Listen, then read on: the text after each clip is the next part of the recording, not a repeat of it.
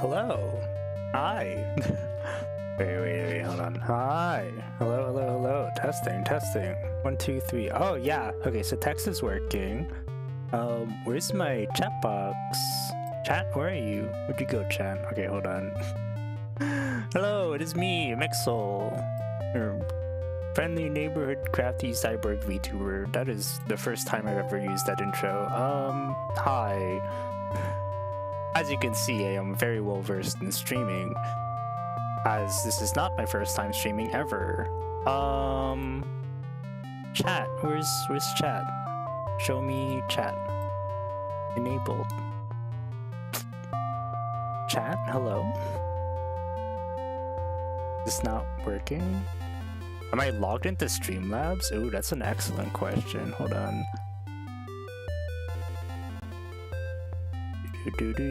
I am professional streamer. Ooh, am I logged in? I am logged in. Okay, so then why is chat not showing up?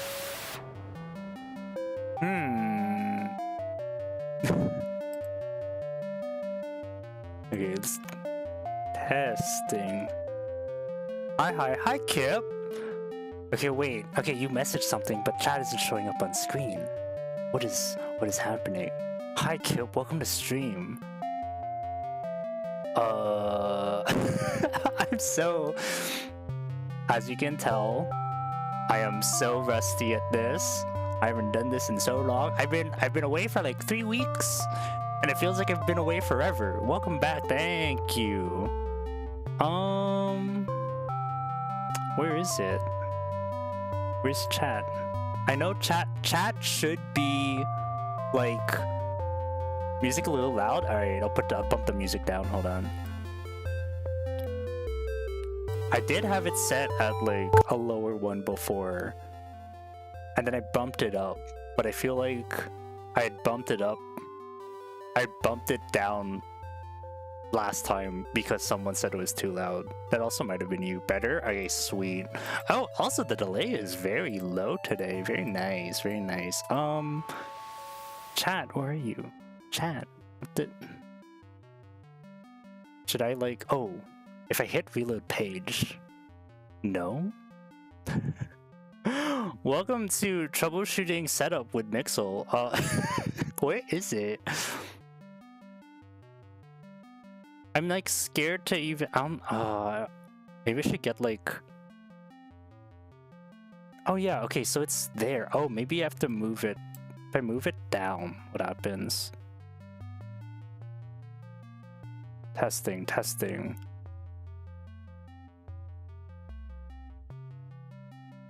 I don't even see... I don't see anything. I don't see where it could be.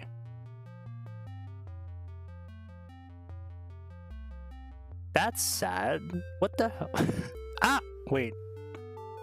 No, that needs to... maybe I should zoom out. Hold on. Let's zoom out and let's see if we can see, like...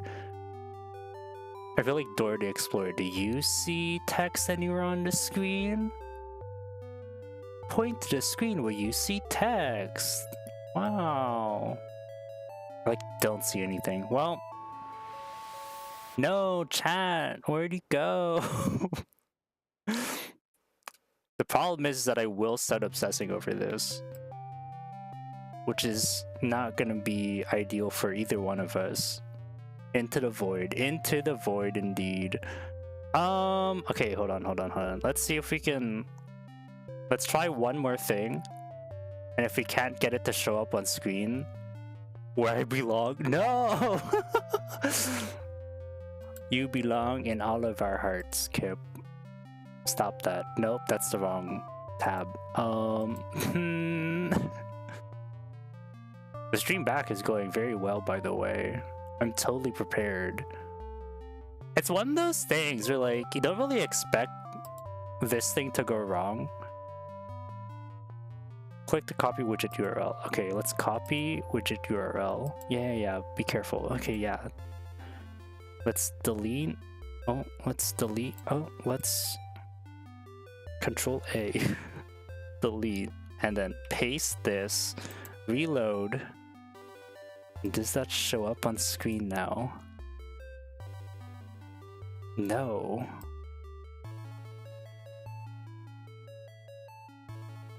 Okay, try to say something maybe in chat, and then maybe it'll show up. Because if it doesn't, then I'll just pull up the overlay on screen. Meanwhile, let me pull up OBS. Bing bong. Ah, no, it's not showing up. All right. We're doing we're doing the overlay. Where is it? Where's my overlay? Display capture? No. Is it window? No. Browser. Add existing. Streamlabs chat. Bing bong. There we go. Let's just do that. We'll just do the standard one instead of the immersive one. It's a little sad, but it's fine. This is how to get. This is the only thing I can do. It's fine. This is... What stream without a little scuff?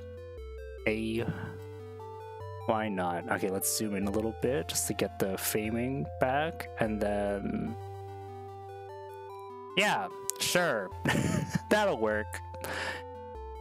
Hi, my name is Mixel, and we are back here today with some more. That will work. Back here today to talk about my trip to Osaka.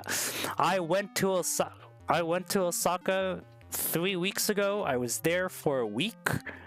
Is my volume coming through? I was there for a week, and these are more or less the photos that I took while I was there. This is not a big thing. This is I mean, it was gonna be a big thing, and then it sort of wasn't.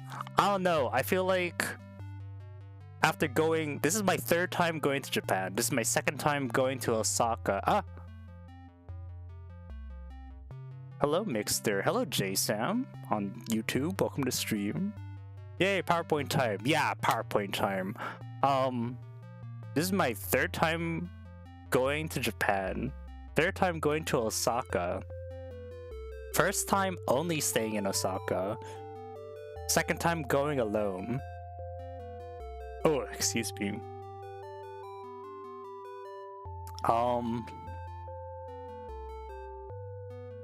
I think those are all like the main stats. Why Osaka 2025? Because the World Expo. So the first time, a little backstory, I guess. Back in... Ow. A little backstory in that. I cut the inside of my finger, this morning. I had put a bandage on it, and everything was fine all day, but it seems like I've re-aggravated the wound. Ow! It's under a bandage too, so it's fine. I've treated the wound, but like, ow, I feel like I just like re-aggravated it. Anyways,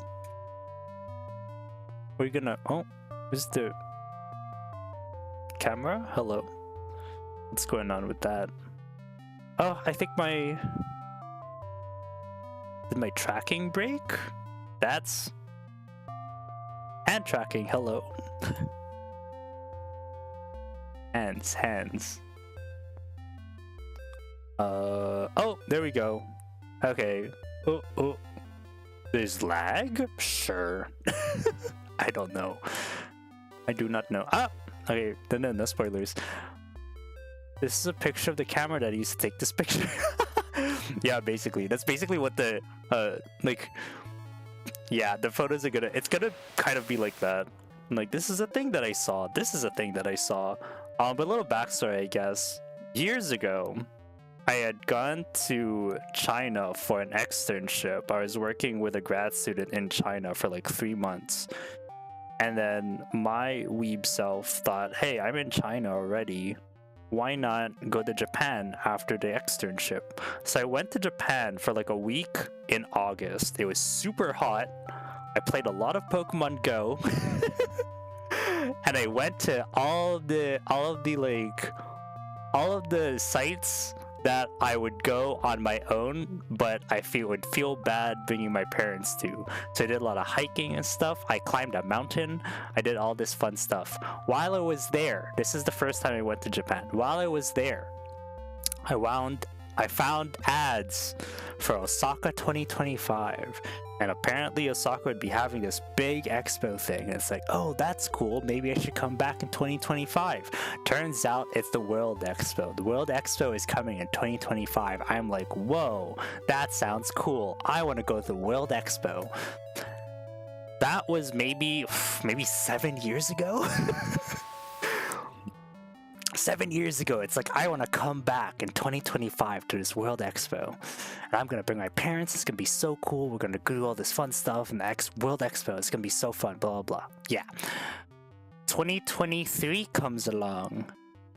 I had to quit my job and move back in with my parents due to a bunch of stuff just sort of happening in life.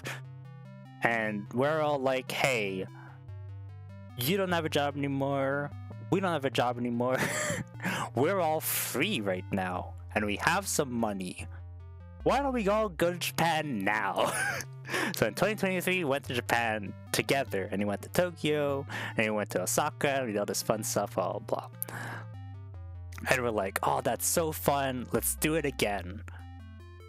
We'll get jobs, and we'll have the money to do it again in 2 years' time. And 2 years go by, and we still don't have a job. But I still have some money put aside for, at the very least, I can go. So I went by myself. A little bittersweet, but at the same time, I'm finally doing the thing that I set out to do 7 years ago. And so this is it. 7 years worth of me thinking of going. I was gonna say 7 years worth of prep, but I did not prep for this at all. I think in the 7 years, I sort of tried to learn to speak Japanese. I did not dedicate those 7 years to learning Japanese, but alas. I found your PowerPoint presentation. See, I take care, J-Sam. Thanks for popping in. Maybe you should turn it from top chat to alt live chat so you can see everyone's chat. Okay, yeah. But anyways, yes. Oh wait, the chat's like covering my face. Hold on. You can't have that going on. My lovely face being covered by the chat. This is my stream, not your stream. There we go. And then we move you up. Wait, did he say that twice? I don't know. Maybe it got sent twice? I don't know, Jason. That's weird. Maybe it got sent twice. Some lag going on. I don't know. But anyways.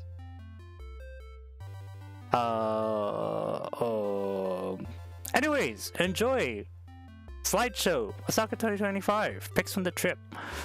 Let's do this. PowerPoint time. And then as you can see from the PowerPoint, do not judge me because it's been so long since they've made PowerPoint presentations. I just sort of like threw pictures in and then I'll just talk over it and stuff. It's gonna be fine. First slide. First slide. Kansai Airport. Ah! Hello, do okay? Welcome to the stream. We're not doing 3D modeling today. We are looking at. I came back from a trip to Japan, and I'm talking about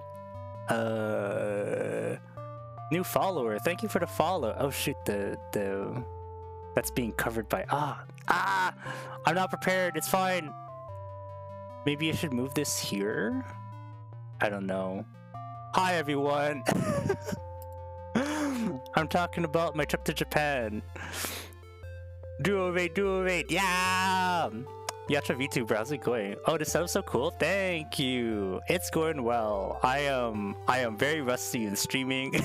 I haven't streamed in 3 weeks, and we're gonna be talking about what I did in Japan for like a week. Hope your Japan trip was great. It was fun. It was great. I got a little fair. I got a bunch of pics. I got a bunch of merch. We're gonna talk about. So this is Kansai Airport. Kansai Airport. This is the airport I flew in from. And as you can see, very decorated with all this like Expo 2025 stuff. You got the You got the mascot Myaku Myaku, which I made a little short for it on YouTube. Thank you for the 1,400 views on YouTube Shorts. Thank you so much. That was very nice. That was very nice to see. Like the opening weekend of the Expo, I launched that short and it got 1,400 views. Very good stuff.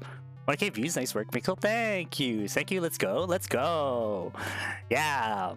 So Kansai Airport, fly in here. There's a bunch of stuff advertised for the Expo. Really fun stuff. I really like the thing. If you don't know the details of the mascot, aside from it being like this, like something out of a nightmare, the red is meant to be cells, like red blood cells, which is why what? Oh, that's why you weren't in YouTube much? Yeah, I was away for 3 weeks.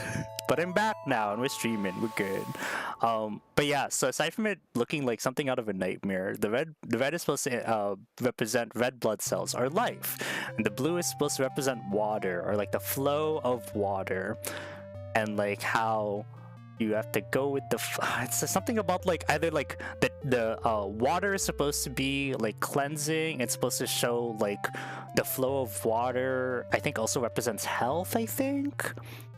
Should I have looked this up before streaming this? Probably. You can look it up yourself and you can add to water is the liquid of life too. Exactly. Yeah, that's exactly it. There's this theme of life and interconnectivity.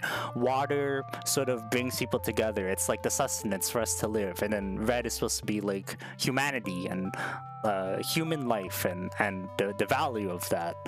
The eyes are, I don't know, supposed to invoke fear into the hearts of the young. I don't know. It just looks very creepy, but at the same time, it's like it's supposed to be like happy. Haha! Look at me. I'm the I'm the mascot. I think the main themes of the mascot was like health and like advancements in health and advancements in science with respect to health and stuff. I went because I wanted to for like I've known about this for 7 years, and it's like I want to go to World Expo, and then I found out there was an adult concert going on. And I'm like, oh, I want to watch the adult concert. They didn't get into the adult concert, and I found out there's a Gundam like expo thing, and there's a Gundam pavilion in the expo. It's like, oh, I want to go to the Gundam thing, and then I wasn't able to go inside it because it's like registration only, and I wasn't able to win a registration ticket to get in. Anyways, I'm getting ahead of myself. Kansai Airport.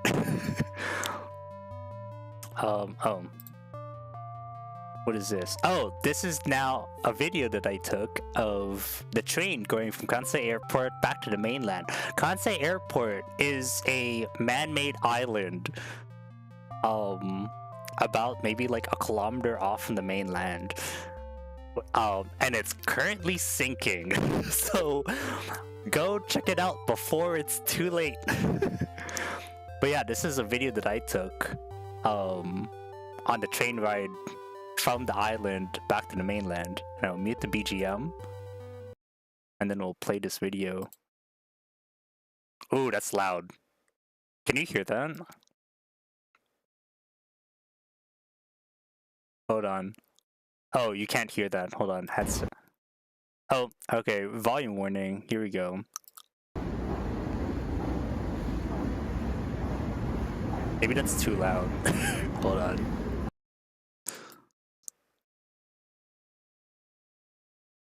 Hold on. Maybe that is too loud. I'm looking at it now, my bad. Oh, headset output. Raffle system for events is wild. Oh my god, don't even get me started on the raffle system. Okay. I kind of get it. I kind of get the raffle system. Because it's one of those things where if you're told you can't get it, then you can accept the fact that you can't get it. But yeah, just listen to the railway tracks. I found it very mesmerizing. But I will talk about the raffle system later in the stream. I'll get there because I had to do that for a Gundam pop-up event, and oh my gosh, the raffle system. Just listen to those tracks. I just love it. I don't know. It's something about the railway tracks. Just the what's the word?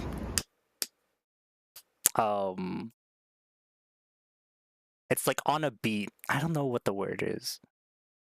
It's not monotonous. What's the word? It's like a regular beat. It has a rhythm to it that I enjoy. Anyways.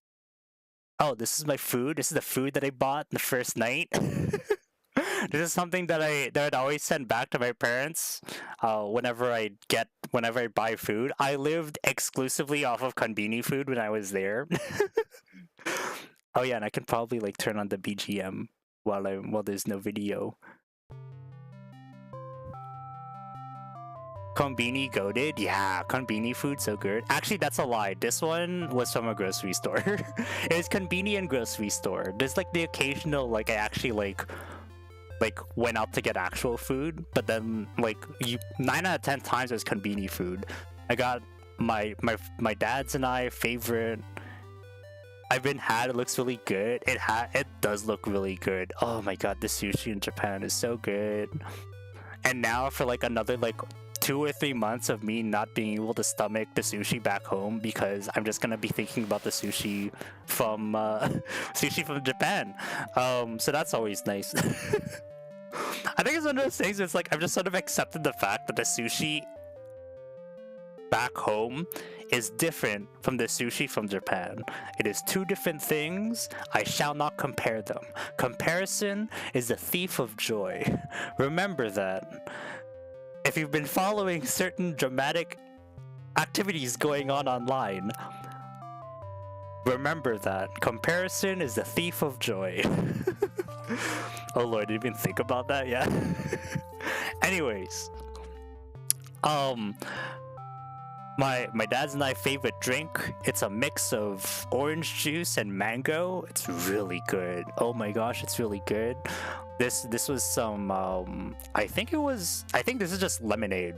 It's just lemonade. It's bought lemonade, and I got some vitamin jelly drink.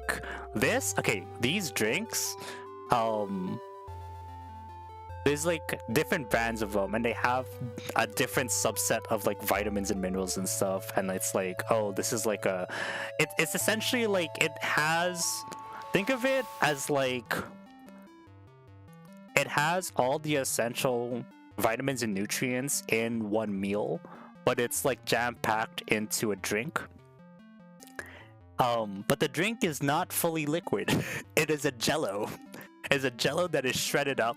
So you're basically drinking excuse me. You know what it is?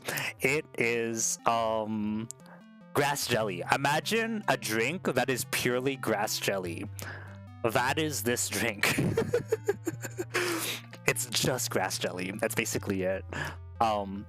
No. It tastes really good though, but you're drinking grass jelly. That's basically it. Once you get over the texture, it's really good. And then I think this brownie, the Biscoff, and the bread was from the airline that I flew. I just realized now that their Air Canada symbol is there, so like yeah, I flew Air Canada. There's also a I think it was a strawberry shortcake sandwich. That was really cool. That was really good. I could not with the texture. My skin is crawling just thinking about it. Oh no. Yeah, no, honestly, it was definitely because I remember drinking this for the first time. I bought it thinking it was just a drink, and then I took a sip. I know, because you have to like suck it, right? So like I sucked on the packaging to like drink up the thing, thinking it's a liquid, and then I just get hit with just like jelly. I'm like, oh my god, what is this? I got freaked out. But then, you know, again, just chunky jelly kind of sounds appealing to drink. Jelly fan here. Must have been surprising, huh? It was definitely surprising. Honestly, yeah. Like, once you get past the texture of it, it's not that bad of a drink. It's a very interesting experience. I highly recommend if you're the type of person to like not be bothered by texture, or if you're the type of person who enjoys jelly in any form. And getting all of your essential vitamins and nutrients. Wow. What else is there? We have another jelly item on the thing on the docket. We have what is it? I also think this is grass jelly. My tism could never. Oh no, yeah, it's fair. That's why I'm saying thing. That's why like I know that I'm familiar with the texture thing being an issue. That's why I preface by saying like this is like it is a very weird texture. Do not drink it if you're not a fan of weird textures.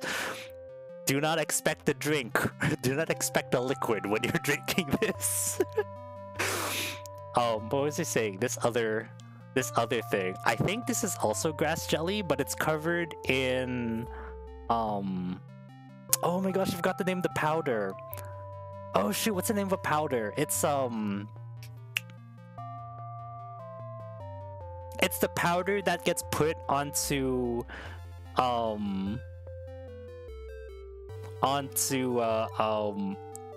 raindrop mochi. What's that powder called? Oh my gosh.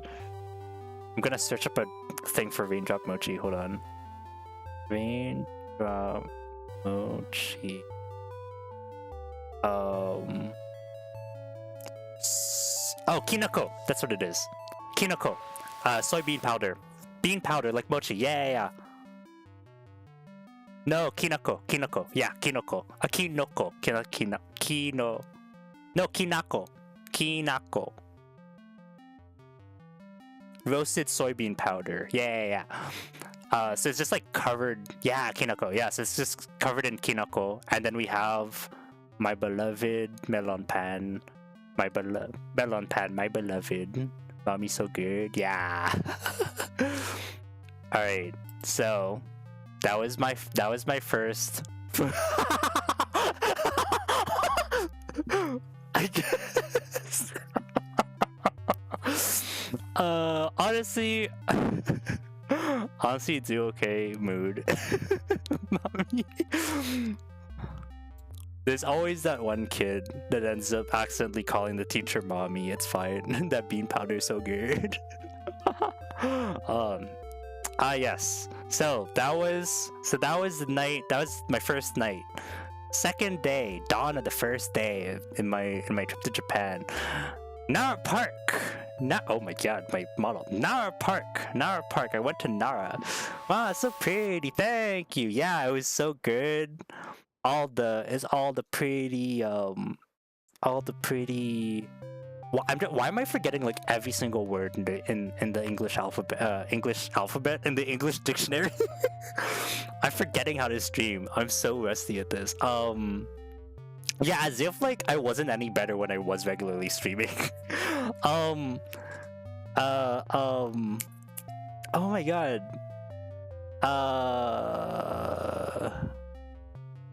Not soybean. What am I thinking? The flowers. Oh my god, what's the Sakura. Yeah, Sakura flowers. The sakura trees are in bloom. Oh, pretty sakura flowers, pretty sakura trees, all the deers following people. Very cute from a distance. I know some people were warning me about how vicious the deer were, and I was telling them, no, it'll be fine. You just have to feed them and it'll be okay. Well, guess what? They are vicious. Everyone who told me to look out, they are right.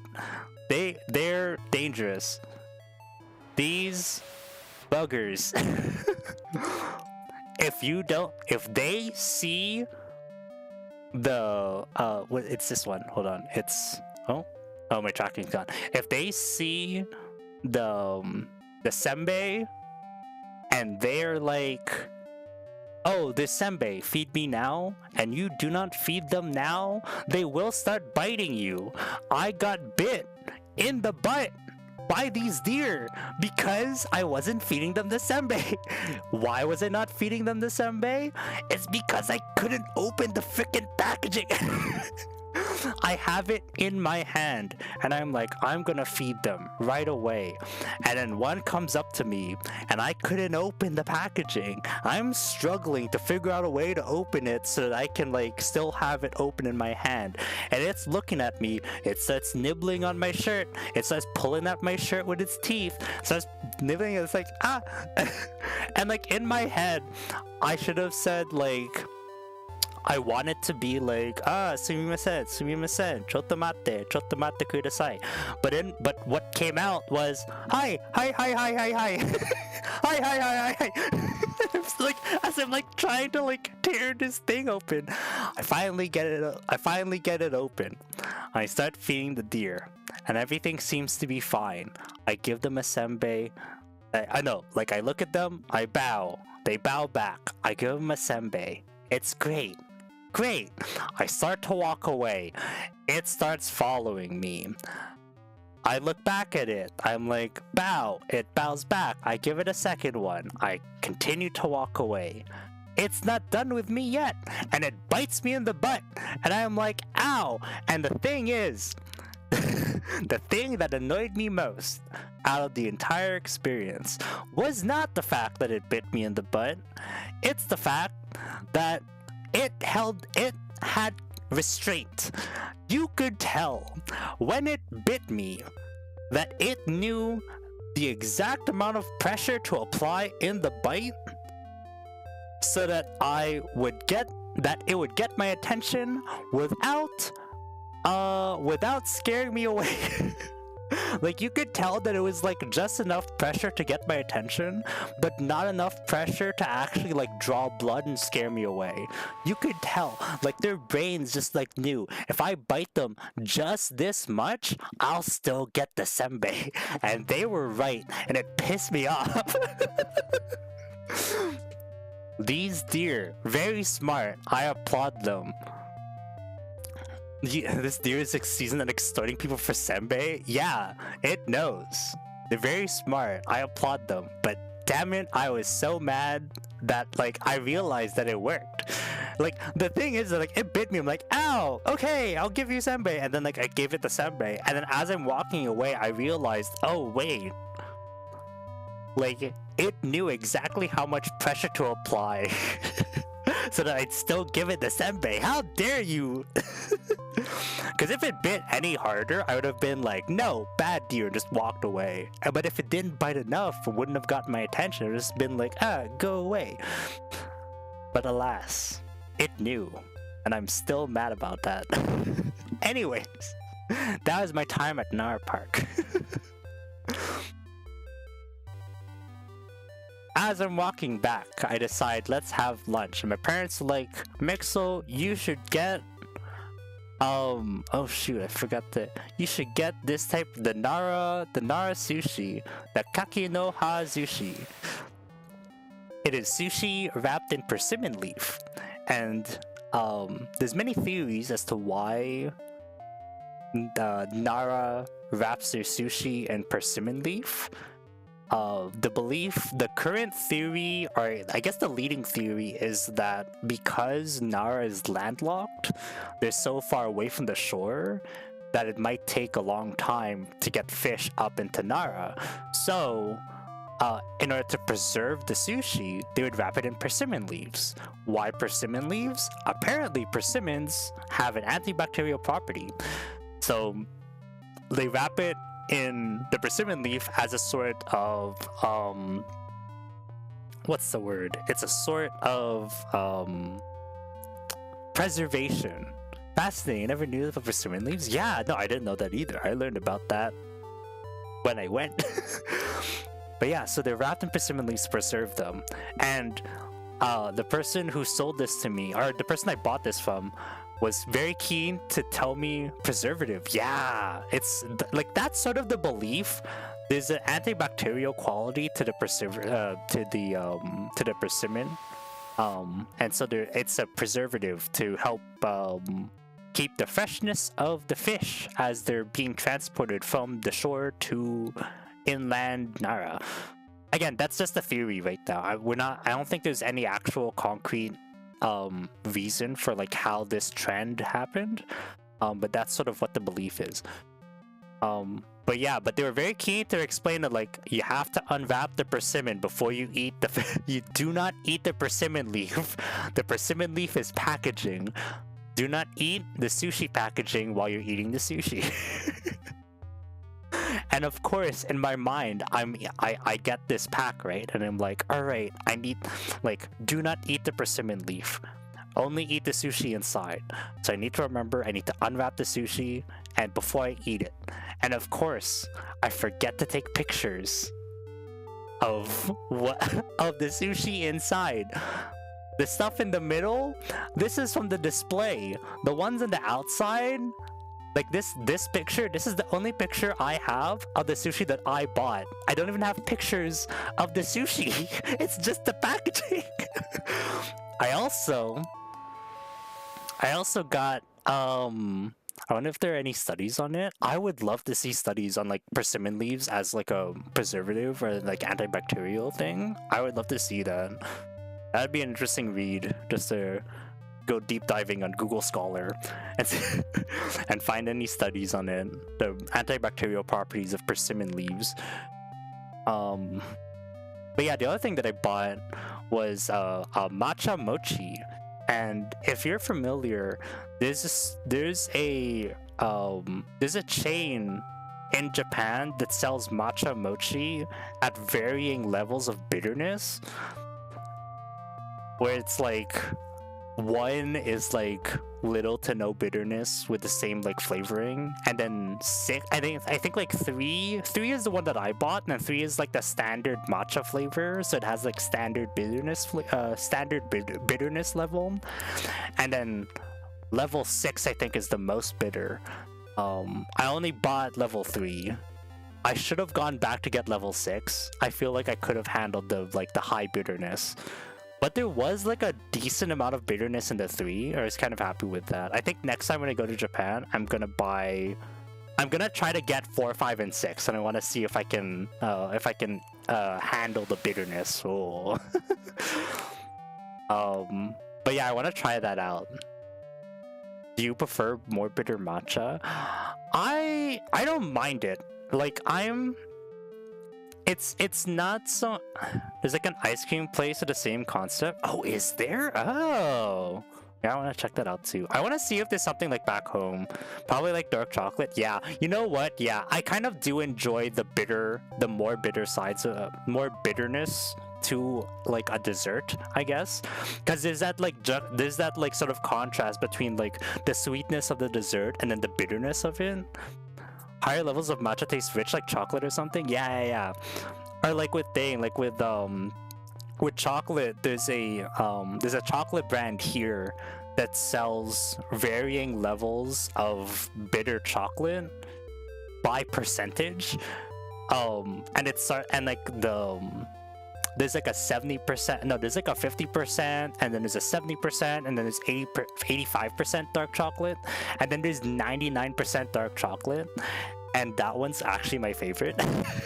The 99% dark chocolate, it's so bitter, but there's just like just a touch hint of like sweetness in it too, that just, oh, it's chef's kiss. And also 99% dark chocolate, it's good for your throat. It's good for like coating your throat and soothing it. So if you ever have 99% is too high for me, but the richness plus that hint of sweetness is amazing. Yes, if you ever have a cough, Lind, I'm glad. God, I miss chocolate so much. A new cough drop, exactly. Lind, yeah, it is Lind. So if you ever have a cough, and you're like, oh, I want chocolate, but I don't want to aggravate my throat. Dark chocolate, bitter dark chocolate. 99% dark chocolate. Coats your throat, soothes it, and you get to have some chocolate on the side. Perfect. It's like the trick when it's like ice cream also helps with sore throats too. Thank you, Mixo. I'm going for the 99%. Hell yeah. But yeah, when I go back, next time I go back, I'm definitely gonna try like the more bitter matcha. Yeah. Okay. Next, Gundam, gunpla. Okay, so when I came back from Nara, went back to Osaka, dropped off some stuff. Then I went to Osaka Station. They were holding a pop-up event where they're showing. I think it's like the winners of this year's like custom gunpla building contests, and they had the actual winners on display at the mall. And these are the winners. You have your God of Kung Fu. I don't know if you can see it. It's kind of it's kind of zoomed in, so you can kind of see like the different mechs and stuff. It's very cool. Let me know if I should zoom in a little bit, and I'll try to do that. But these are like the winners of like the actual Gundam competition. I should have searched up what the actual contest was called, and you can look it up online as well. It's a GBWC World Championship.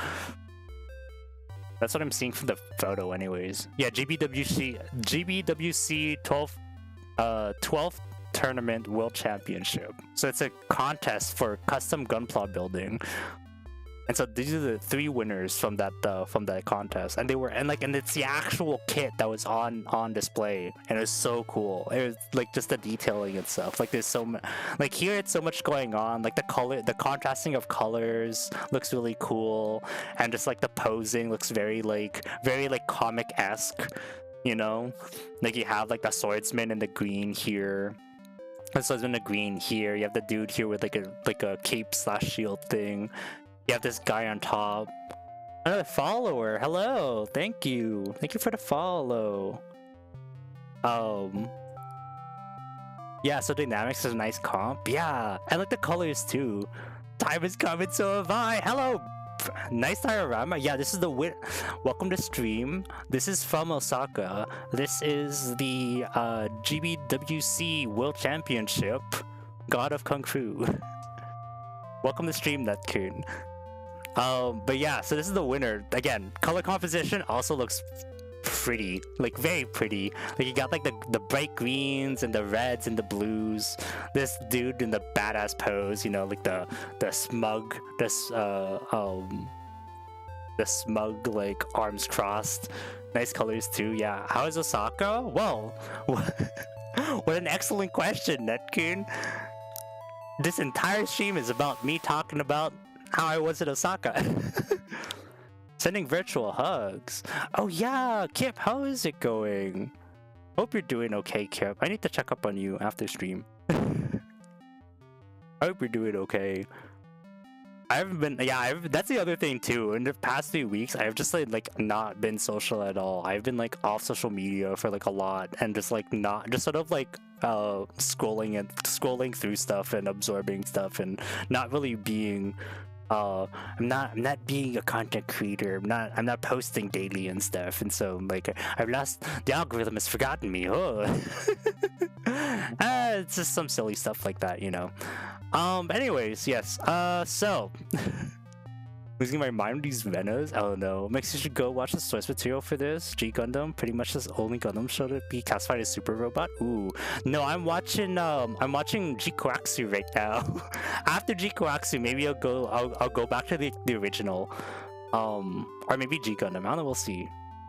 G Gundam's on the list, I'll say that. Okay, anyways, that's one of the winners. This is another winner. Under Control. So this is the, okay, wait, this is the, hold on. Oh, so this is the under 20, so this is under 20. Oh, no, hold on. This is under 20. This is made by a creator under 20.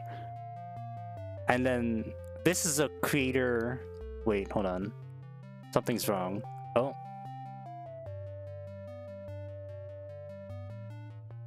Hold on. What's going on? Gundam Sentinel Love? Yeah. Oh.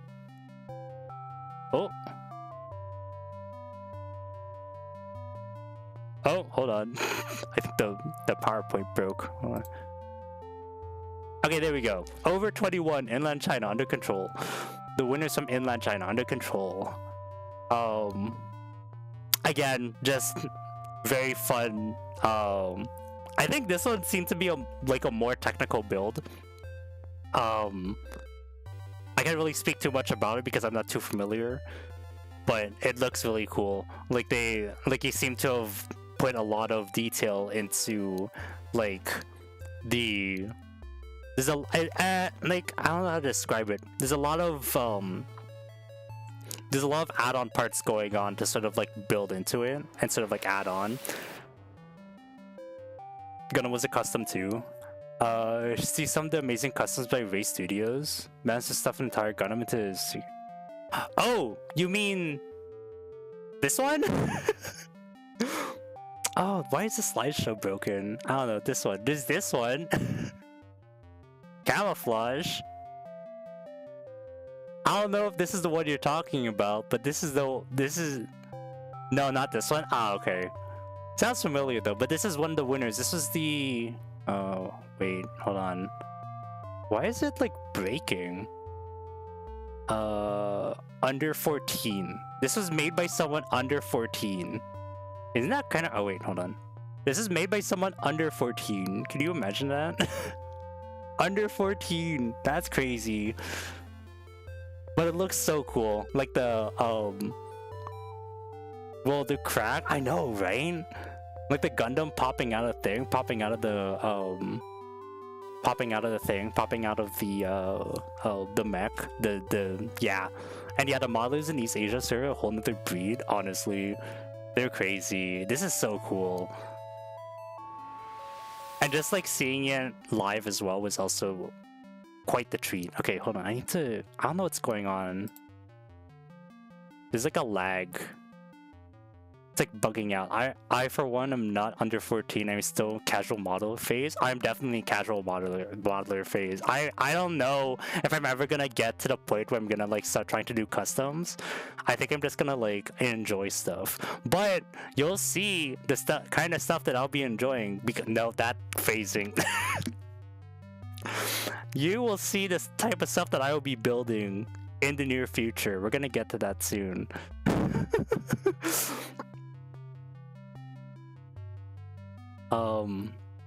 Yeah, I don't know what's happening with this slideshow, man.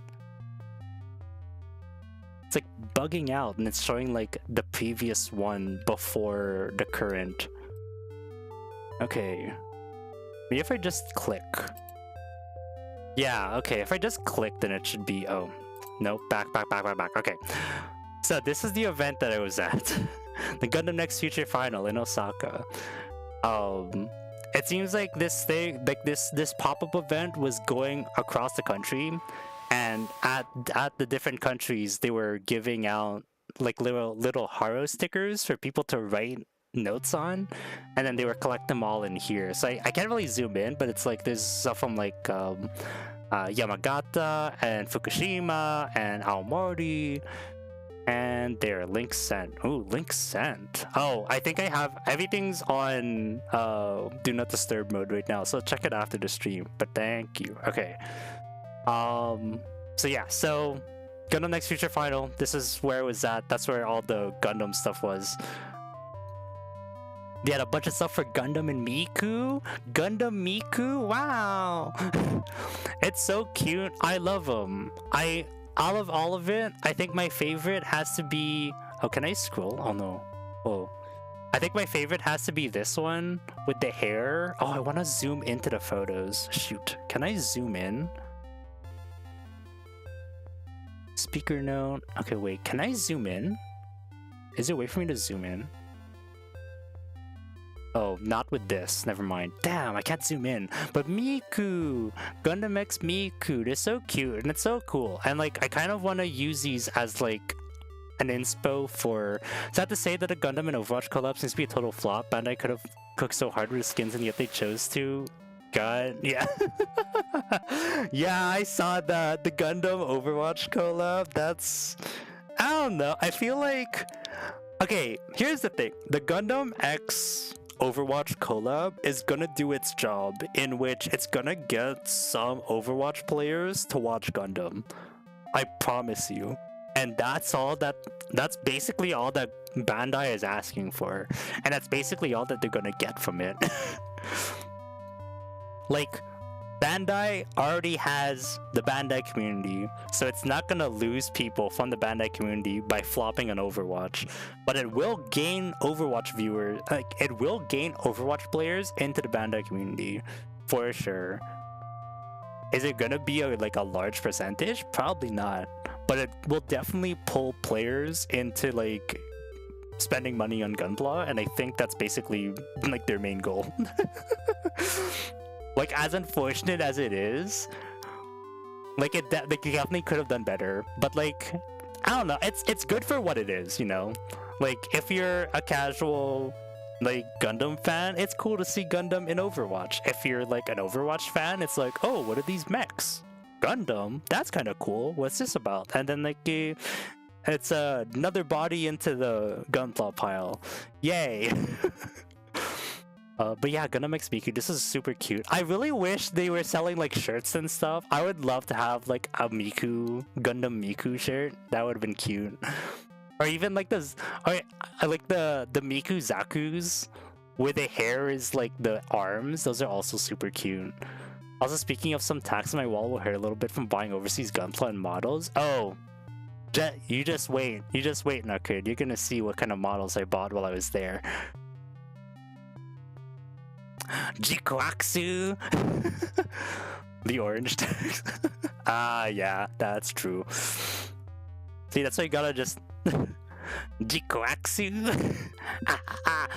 I remember I was able to watch it while I was in Japan. It was so cool, and I got to see all of this. These are like they're not life size. They're like they're my height. They're like 5 foot something. It's so cool. This is the only picture I took. I took like more zoomed in shots, but I didn't add it into this presentation because I was like, it's fine. But like, oh, it was so cool just to see this. And then the clan battle thing, didn't know about the clan battle until this week because I never watched the movie. But I saw episode 3 now, so I'm caught up and I know what clan battle is. But it's so cool. It's just so cool to see them up close. Like, just, and just imagine, like, they're like... And now for the wacky Evangelion theories, go. Oh, yeah, Jikuaksu has teeth. I don't know if you noticed, it has teeth. They mentioned in the show too. He has teeth. Like, this... Oh, hold on. This jaw is gonna open up, I promise you. I don't know if you can see that with the mouse. Can you see my mouse? See my mouse? Okay, now, look at this head. This dude has teeth. And it will absolutely open up in the way that Unit 01 did in Evangelion. I promise you. I swear, if it doesn't, if the teeth don't open up, I'm gonna be so upset. Oh, and that's another thing too. One of the stickers on the Jikuaksu kit. So it has teeth, it will open up. I knew ever since I saw the Hideko Anno was directing this. Honestly, yeah, that's fair. But one of the stickers for this kit is actually a spoiler. And I saw on the thing, I saw it too. I checked the sticker and it's like, oh yeah, that kind of is a spoiler. So I'll see if I can hide it when I start building the kit on stream, but we'll see. What else is there? Oh yeah, this is the thing. These are pictures of the what's it called? The Expo 2025 exclusive Gundam model, exclusive only to Japan and only selling during Expo 2025. I don't know how much the resales are going for, but this was like $40 like at thing, like $40 Canadian. It was like 39 something yen. Yo, they have such lovely wings. I know, the wings are so cool, and like each one is a sticker too, and it's like super reflective and everything. It's super exciting. You'll see. I might be building it on stream. Oh, and like I really love this model a few months, so that was an effing lie. Yeah, then they also have like this model too, like bursting out of the runners, and like this like melted plastic and all these like PET pellets and stuff. The high grade is real nice, but the entry grade, oh, one entire sticker for the wing. I know, I saw that. I remember seeing that for the entry grade is just like a single sticker for the wing. I saw there's this one person on this one content creator I saw on Twitter what they were doing for the wing. Yeah, get your toothpicks. Yeah. That's exactly what I was thinking. The toothpick for the wing to like etch it in so you can get like a better thing. Yeah. That's so funny. I saw that too. Okay. And it's just some more kits. I think these are more from exactly that. Yeah, we got some more upcoming kits from the Jikoaxu series, the Zaku's, the prototypes, White Gundam, Shiroi Gundam.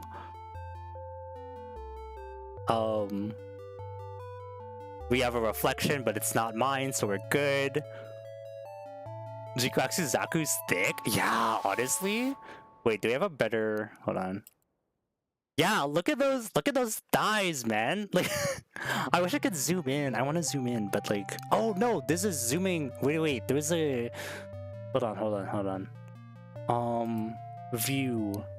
Wasn't there a magnifier? There was a magnifier. We did it once on stream and it scared me. Where was it? Captioners... Scripts, sources. Does anyone know how to pull up the magnifying glass for thing? Oh, coffee stream bot. Yeah, thanks. Is this stats? No. Doc, custom browser stats, vertical fair captions, scene collection. There was a way to get a magnifying glass up on stream. I can't remember what it was.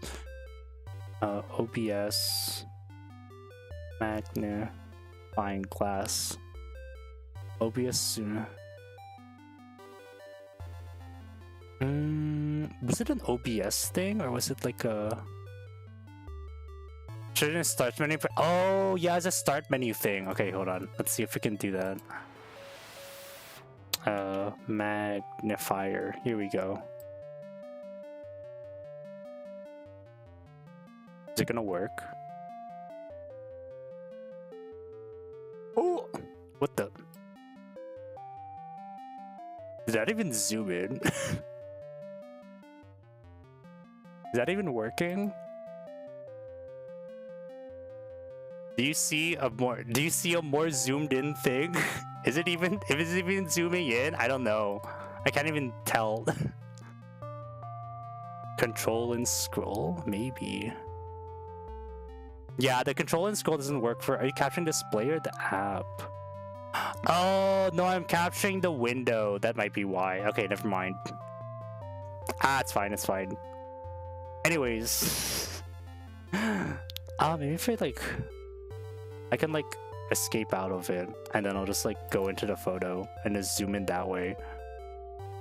You can kind of see that way, right? That's fine. You can't see any of these because of the bloom. But yeah, look at that thick thigh. Oh, look at that. Oh, hold on. Where are we? Scroll there. Look at that thick thighs on them. Damn. Yeah, that would be it. Also, this is one of the cooler poses, I feel. Like the two legs up with the rocket launcher. Very dynamic. Dynamic poses. Always good. Oh crap, oh no. Nah, you can't see anything, it's fine. Oh, you can kind of see what this logo is. Nah, you don't even know what that is. Look at them thighs, damn. Bootleg slides, I'm so sorry, I forgot. What? Oh, no, it's fine.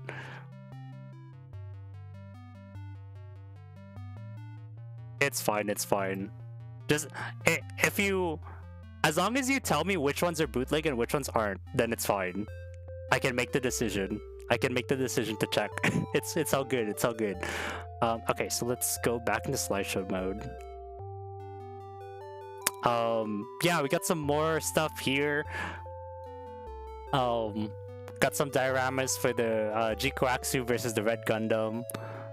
Police Zaku, Jikoatsu, Red Gundam. I want Machu figurine. I want the Machu figurized standard once she comes out. Mostly because of the Haro, the Haro with the hat, but also because Machu cute. Machu figurine when? I already have Miorine and what's her name?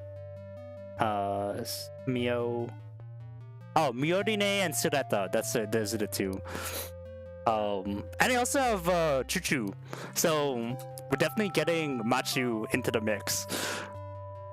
I can't remember what the other girl's name is. What's the other runner's name? I don't remember. Got some more plushies. Got the plushie for this guy. I don't remember any people's names. Machu and G Eternal. Kira Mora Kira. Yeah. I want to see the Kira. Oh man, the plot of Jikoatsu is basically just violence. It's great. I love her. It's great. Always loved the chaotic. Was it chaotic lawful chaotic or chaotic lawful? No, what? No. Chaotic good. That's what it is. Chaotic good protag. Always good. Got the plushies too. I want the plushie Haro. That would be cute. See, plushie Haro, big plushie Haro. That's fun. And then they have some what's it called? Some figurines for the three models. I will say, I don't know if you care for spoilers, but it's in the first 3 episodes, and the 3 episodes are already out, and the movie came out like I don't know if is it spoilers to talk about the relationship between these two. All I will say is that the relationship between the White Gundam and the Red Gundam was not what I was expecting it to be. I was kind of expecting something a little bit more interesting than what the actual relationship is. That's all I will say. Oh yeah, and then they had this this diorama here with all the different Gundams from all the different ages. And then they had Witch from Mercury. That's my first Gundam show, Witch from Mercury. Did you know that there was I think Bandai did a poll, or they did a survey, and apparently like from the survey, they asked people in the survey what their first Gundam series was, and Punch the Choo Choo. Yeah. They asked everyone what their first Gundam series was, and then the highest ranking series that was their first Gundam series was Witch from Mercury, and then the second highest ranking for first Gundam series was the original Mobile Suit Gundam. Like, can you believe that? It's kind of funny to think that like Witch from Mercury was like a lot of people's like a majority, or like the top contender for someone's first Gundam, followed by the original Gundam series, which is kind of crazy. Like, I would expect it to be more towards like, I don't know, I don't even think like G-Wing was up there. I would honestly, maybe G-Wing was like 3rd. I don't remember. I just know that like G-Wing was airing on like YTV or Cartoon Network or something at some point, but I didn't watch it at the time. I just like, oh, Gundam, that's cool, and then I didn't really do some watching Gundam in any sense. Just the start of the memeable scenes. I should watch it. No, I want to watch like the original like Mobile Suit Gundam. I mean, that is like Zozone 79. I don't know, but yeah. Okay. Witch from Mercury. What else? What other pictures do we have here? Oh yeah, there's some talks here about. Oh, I forgot to translate this. But there's some talks here about like the different molding techniques that they that they have, or like some new technology that they're implementing. Oh, I'm burping, excuse me. Some new technology that they're implementing for like for molding kits and stuff. I should have translated this so I can talk about what's being said here. But like there's something, I don't know, ever since I got into plastic 3D printing, I always had like this interest in like plastic recycling and like reusing of like plastic waste and stuff. So it's really cool to see Gundam going down the same route, or Bandai going down the same route and trying to get into like chemical recycling and stuff. Really interesting stuff. I still need to translate this stuff. I should have translated it before the stream, but oh man, when I got back I was so tired and I'm like, oh yeah, 3 days to recover should be fine. I'll be able to stream like in 5 days tops. It's fine. And then like the first day I got back, slept for most of it. Second day I got back, one day I'll try to learn 3D printing. Yeah, you know what I should do? I should get back to my 3D printing streams. Nukkun, if you're interested, some of my earlier 3D printing streams, I do end up talking about like how to do 3D printing stuff. If you're interested in just like watching a VOD on YouTube. Nudge nudge, wink wink. But yeah, maybe I should get into like my 3D printing stream at one point, just talk about like tips and tricks and stuff, because that was something I was doing like at the start of my streaming career. Oh, streaming career. I say that as if I've made money off this. I have yet to hit net zero on this. I think I spent like maybe like $80 and that's sort of it. Yeah, that seems fun. Yeah, 3D printing fun. Okay, what's next? The Gundam arm! Oh, this is so cool. This is like a story and a half tall, and it's filled to the brim with all these like extra runners and stuff. Again, like they seem like they're pushing that idea of like plastic recycling and stuff, and it's really cool. The runner arm, exactly, the runner arm. So much plastic, yeah. And I mean, like it's one of those things too. It also shows like how much plastic waste is being produced by so many balls of plastic cement needed to melt this. Exactly. Yeah. No, that's the thing. Like there's so much plastic waste being made by like spare runners, but at the same time there's so much potential for those runners to be used to make other things. And I think that sort of idea of recycling the plastics is really well conveyed through this arm, you know? If we melt this, we could make the largest tub of runner goo for repairs ever. Yeah. Actually, that's true. I could be melting down stuff for repairs and stuff. That's an interesting point. Huh.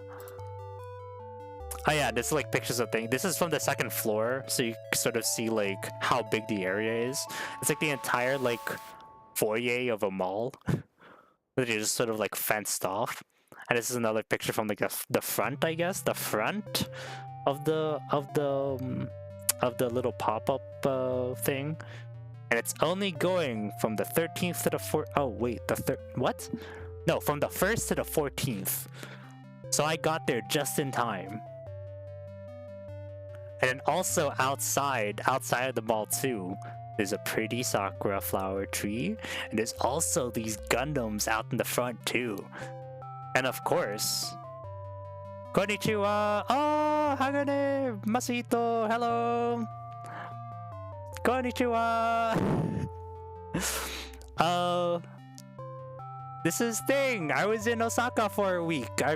This is all the photos I had.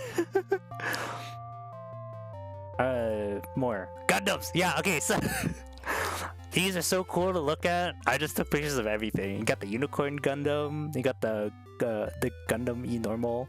I'm interested too to see 3D printing industry to level up the recycling of plastics.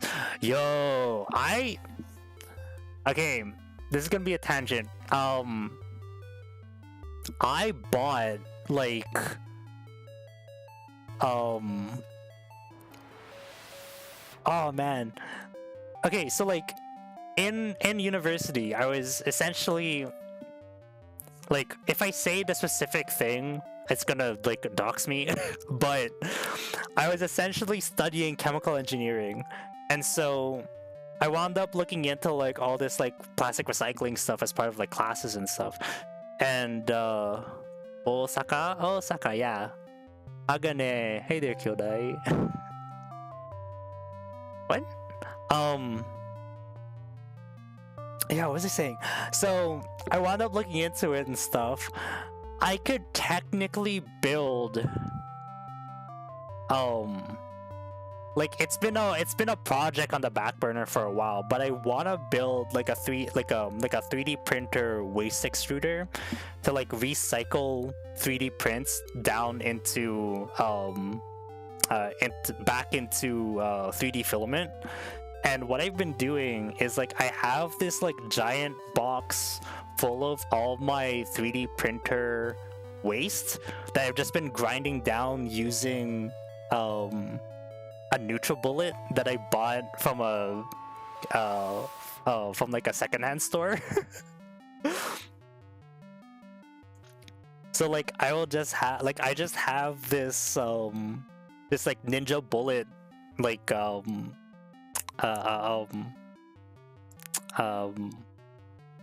what are they called? Electric grinder, that's what it is. I just have like this electric grinder in my room that I just use to like grind down all the scrap 3D printed parts down into like into pellets essentially. And I technically I kind of know how to make an extruder so I can make recycled 3D printer filament. So you're just saying you just happen to have an electric grinder in your room? Exactly, I just happen to have an electric grinder in my room. I bought it specifically for 3D printing stuff. Because I'm not gonna use that for food, right? Like you're not gonna use that for food. It's only gonna be for grinding plastic.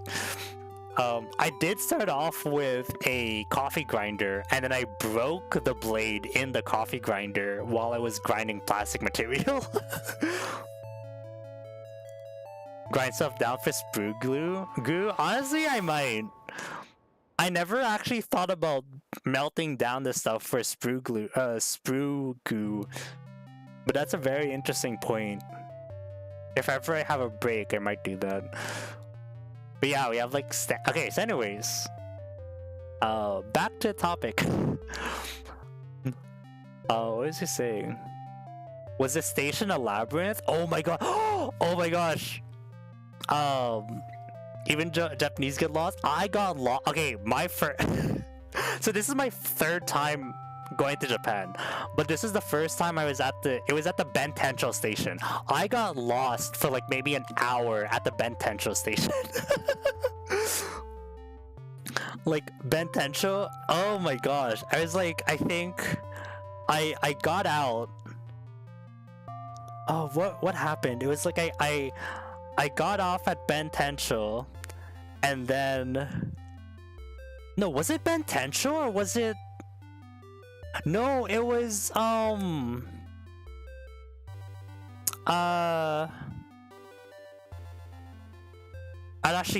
No, not Arashiyama. It was Shin Mamiya Station. I think it was Shin Mamiya Station. I think I got out and then I went to like the north end to try to get to the JR station, the JR transfer. And then I couldn't find the entrance, so I went back in, and then I left through the south exit, and I looked around, and I couldn't find Ashiyama. And then I looked around, and I couldn't find it there. And I was basically going back and forth between the north and south entrance, and then I find out that the east entrance is in this random like entrance. Like maybe like 10 meters away, but there's no signage except for inside the hallway when you look down it. So if you're looking from the street, you just see this random hallway turn in and you don't know what it is until you actually look down the hallway. So for the longest time, I'm trying to look around at the Shin Mamiya station. I'm trying to look around and stuff, and I'm like, how am I supposed to get back into the JR station? And it wasn't until I decided to look down this like random hallway that's like, oh my gosh, that's the west entrance. So I finally get in there. I go up. I take the Shinomiya station up to Bentensho down to Arashiyama, and then I'm in Arashiyama. So you mean dig straight down is a viable strategy? Dig straight down was actually no, actually it's not, because you can't just dig straight down. You have to strip mine it essentially. You go out and then you dig 10 blocks one way and then you dig back the way you came, and then you can go up and get into the next station. But yeah, I was staying around the Arashiyama area because that was along the Chuo line, and then the Chuo line would take me to Umeshima for the Osaka Expo. So it's very convenient there. I think. Is it here? Nope, other way. Yeah, but imagine doing that with like a 10-kilo suitcase. Just wheeling around the 10-kilo suitcase, going back and forth, trying to find the entrance, only to find out that it was in this like random side entrance. It was not really random, I just got lost. But like, it was in this like side entrance I just never thought to check. But oh my gosh. And it took me like an hour. And the funny thing too is that my parents are tracking me on we have like a family like iPhone search whatever. So they're seeing me just like go back and forth in the station, and they're like, oh my gosh, is Mixel okay? Oh, it was so funny. Speaking of Japan, how is the language barrier? Language barrier wasn't that bad. I had to search up how to politely say no to receiving plastic bags. It was essentially daijoubu desu. Like, it's fine, I'm okay. And they were like, daijoubu desu, and then they just nod, and then they're like, and then they start speaking English because they realize I'm a language barrier. I barely know her. Aha! Hello, Carmen Bruno. Welcome to stream. But yeah, that was funny too. I was going through security at Osaka Expo, and and they're trying to explain to me what to do. Like, I heard on the intercom in English, it's like, okay, hold your water bottles when you're going through the security the X-ray scanner, and then put all your stuff into the baggage bins to be scanned, and then take off your jacket and put your jacket in the baggage bins to be scanned. So I'm like, okay. So I put my water down and I put my bag into the baggage check, and then one of the guards comes up to me and he's holding my two water bottles in his hand, and he's trying to ask me something, and I don't know what he's saying. So I start taking off my jacket because I'm thinking, oh, maybe, I have to take off my jacket.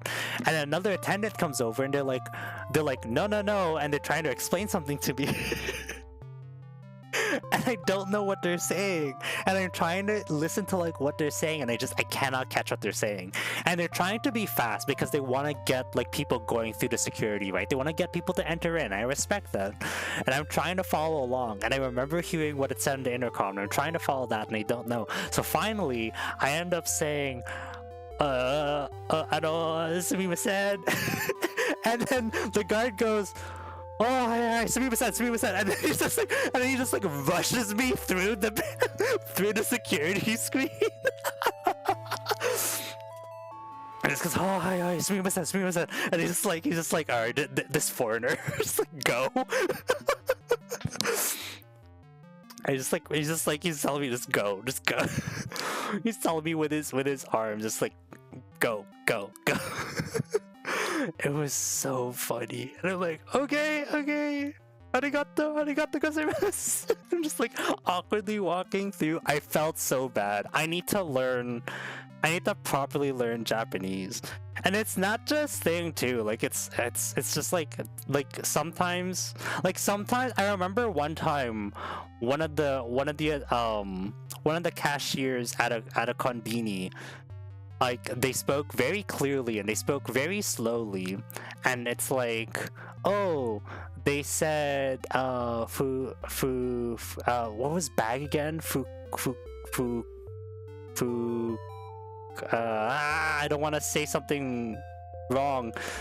How do you say bag in Japanese? Like plastic bag. Fukoku? Fukaku? Fukoka? I don't know. Where is my translate app?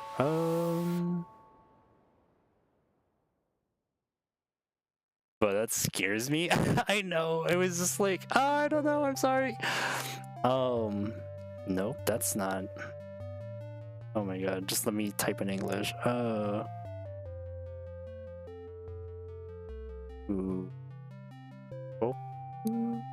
No. Bukuro? Is it Bukuro? No, it wasn't Bukuro. Bukuro? No, it was something.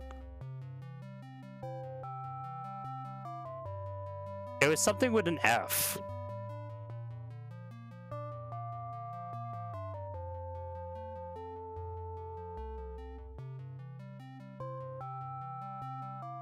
No, that's not it. Jeez.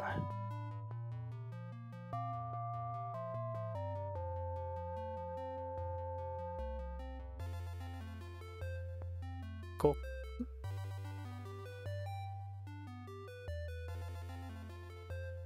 I don't know. There's something with an F. I can't remember what it was.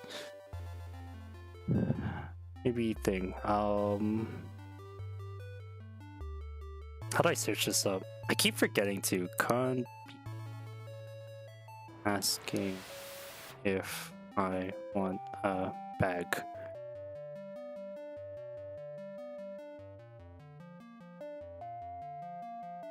Ask for a plastic bag.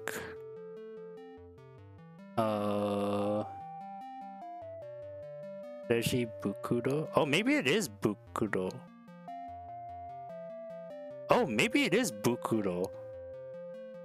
Oh, it's Bukuro. Yeah, Bukuro. Was I just... Maybe I was just mishearing. It is Bukuro. I think it is Bukuro. Maybe I was hearing Fukuro for some reason. Fukuro. Wipe? Oh no, Fukuro is bag. Yeah, Fukuro. I would hear Fukuro and I'm like, oh, Fukuro means bag. And then I say like, daijoubu desu. And he goes like, daijoubu desu. And then he starts speaking to me in English. And it's like, oh, okay, that's the English response. And then like, and then another attendant would say something else. And they'd be like, I don't know what they'd say. Maybe it was Deji Bukuro something, and then it's like, oh, I don't Daijoubu desu. And then there was one time, I think I went late at night, and I think the person behind the counter was like a student or something, because they look young. Right. I learned this through unconventional means. Let's not go into that. Oh my god. Anyways. But yeah, I remember, I think it was a student or someone, like there's like a late night shift, right? And they said something to me, and I looked at them like wide-eyed, like I didn't know what they said. And then they looked at me wide-eyed as if they're like waiting for me to say something. And then I just looked at each other, and then I just like looked away, and then just went to pay, and just like, I don't know what's happening. I'm sorry.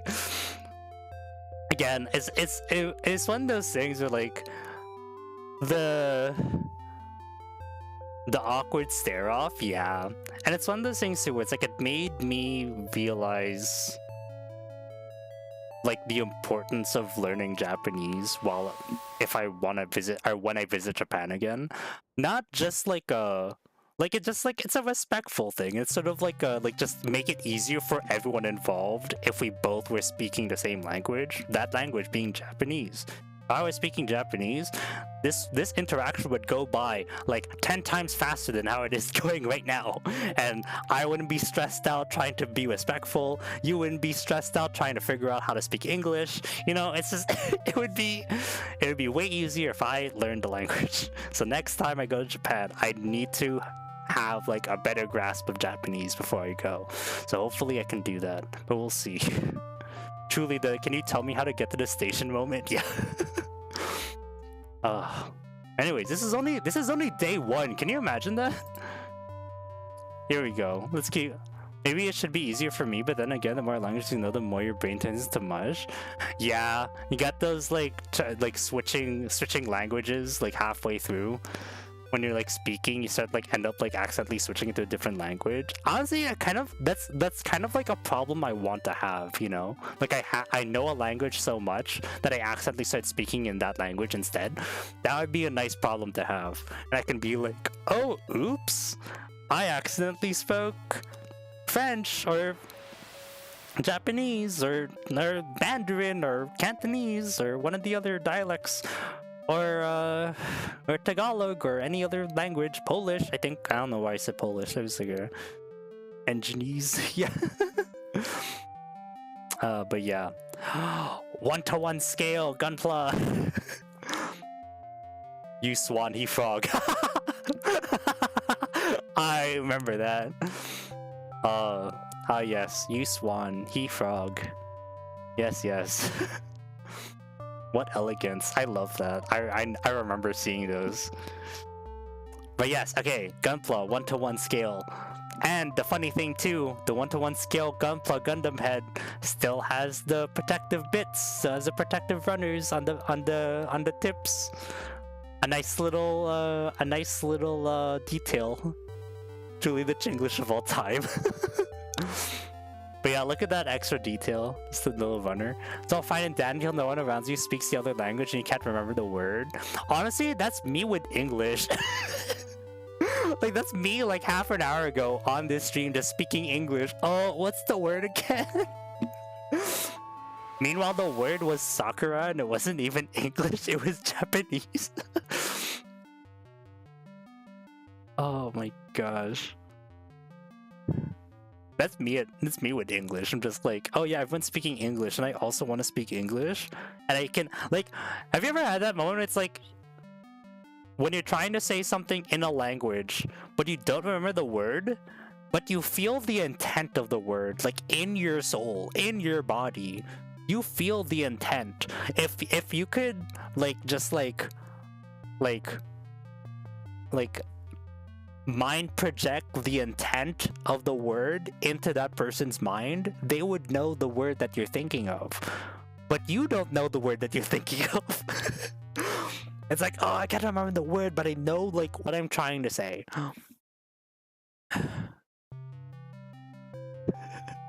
So basically, you see the square root of x is 2. Square both sides that word, slap, crap, and then you'd get x equals 4.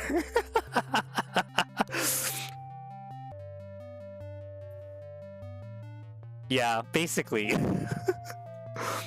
It's like you have all the word, you have all the tools to convey the message, except for like how to articulate the word and what the actual word is. Scuff. Yeah, it's basically scuff. It's scuff for the brain. Oh my god. What just happened? Whoa, what was that? Wait, what's going on? Wait, is there lag going on? Hold on.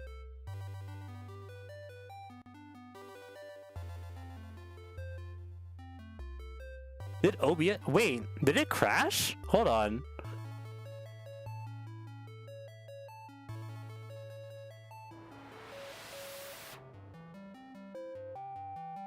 Are we good? Egg? Why? No!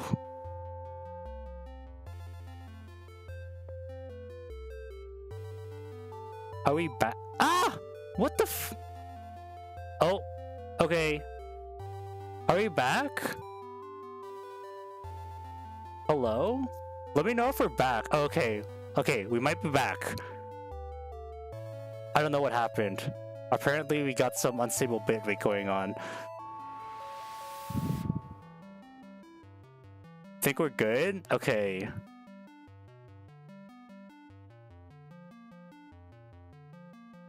You know what we're gonna do? We're gonna disconnect my iPad from the Wi-Fi.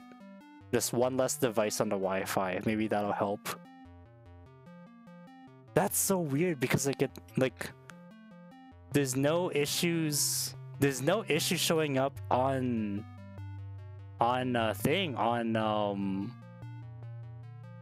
it might be a Twitch thing actually. Because on OBS it's fine.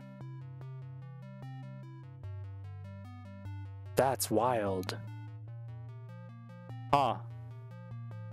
Okay, well, if you guys are saying it's good, then we're gonna try and continue. But let me know if it ends up yeah, okay. Alright, we're gonna continue. We'll see. So the next one. Yep, good on my end now. Nice. Alright. Then we will continue. We got the Gundam Barbados. That was strange. Yeah, I do not know what happened there. Very weird. I don't know. Very strange. Yeah, we got the Gundam Barbados going on here. Gundam Exia. The new Gundam. Very cool. We got the Osaka Sky Garden in the background there too. I've been there like maybe twice now. It's very fun to go to the top and see like the Osaka skyline from above.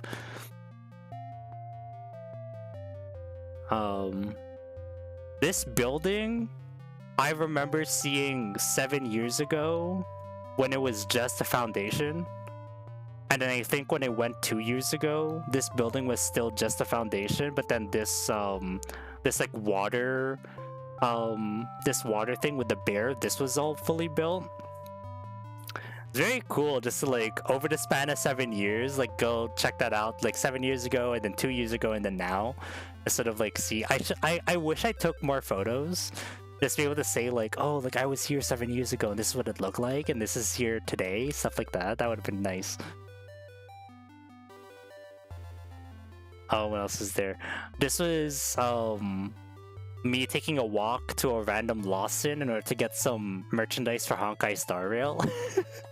So while I was there, turns out that the weekend that I was there, or the week that I was there, nice to enjoy the moment too. Yeah, that's true. Like I'm very much an enjoy the moment, don't take photos and stuff like that. But my parents always get mad at me for not taking photos.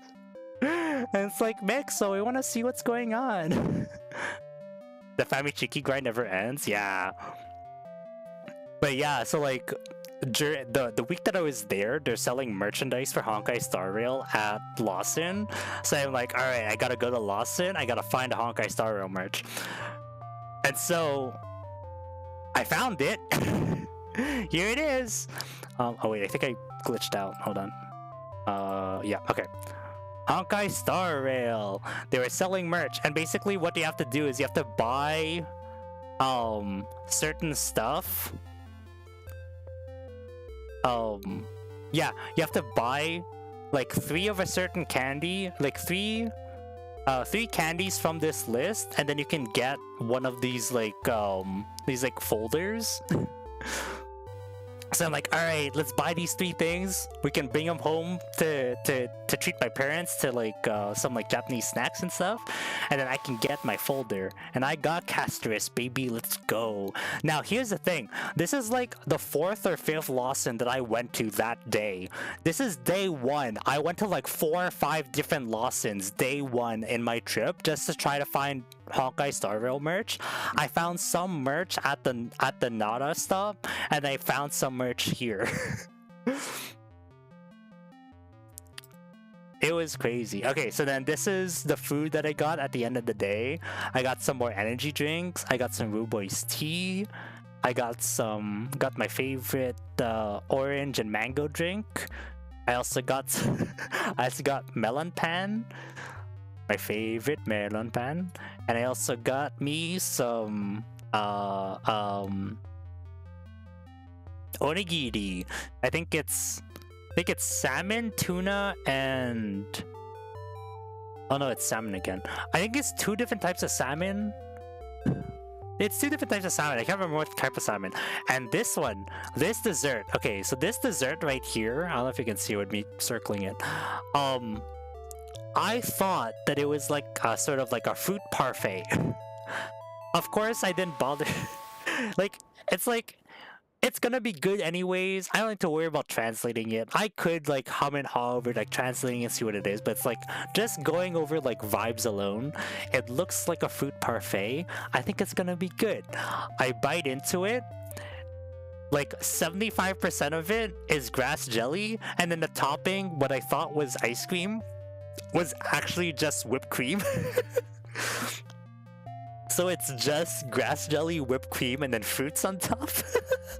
And I'm like, you know what? Sure, why not? But it still tasted good. It's just like I was expecting ice cream and I got grass jelly instead. Not a complaint, just a very happy accident. Yeah, Kip's there like struggling like. And then the language barrier topic, I cannot read hiragana and katakana for the love of me. I can read hiragana kind of okay. Katakana, not so much. Like I know this is like something fuwa meron pan. That's it. I think this is like a ke? No, this is I think this is keta? No. Kita? No, this is not kita. Let's see if I can actually let's see if I can figure it out just by typing it out. Is it ke? No. Oh yeah, I can't translate because oh no, can we switch it to katakana? Oh, can I pull up the katakana keyboard? That would be cool. I wish it was a katakana keyboard, but it's just hiragana. Damn, oh well. You'll get used to it, Kip. Oh wait, I have like a list of katakana here because I'm studying. Hold on, let's see if we can go through the katakana list. Let's see what this is. Oh, that one is gakiku. It's something ku. Right, is it? No, ke. Something ke.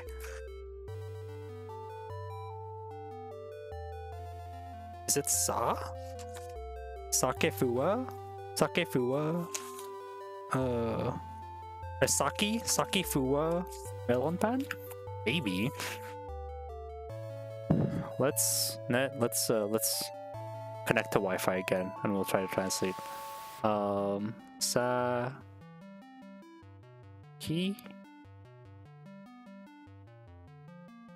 Saki fuwa wa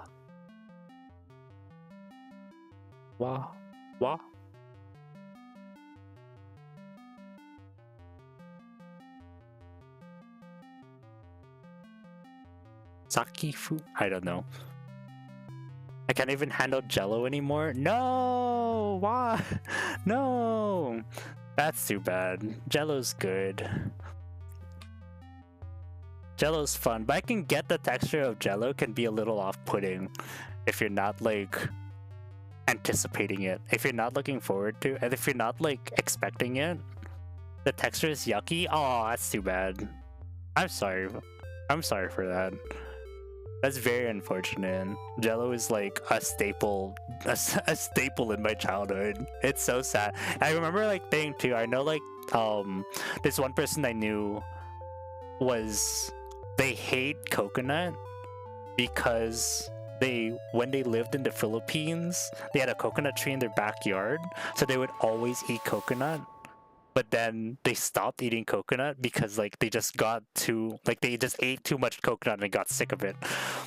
And it's like, it's too bad that like you had fresh coconut in your backyard. You could always eat coconut, but you wound up getting sick of the coconut because you had too much.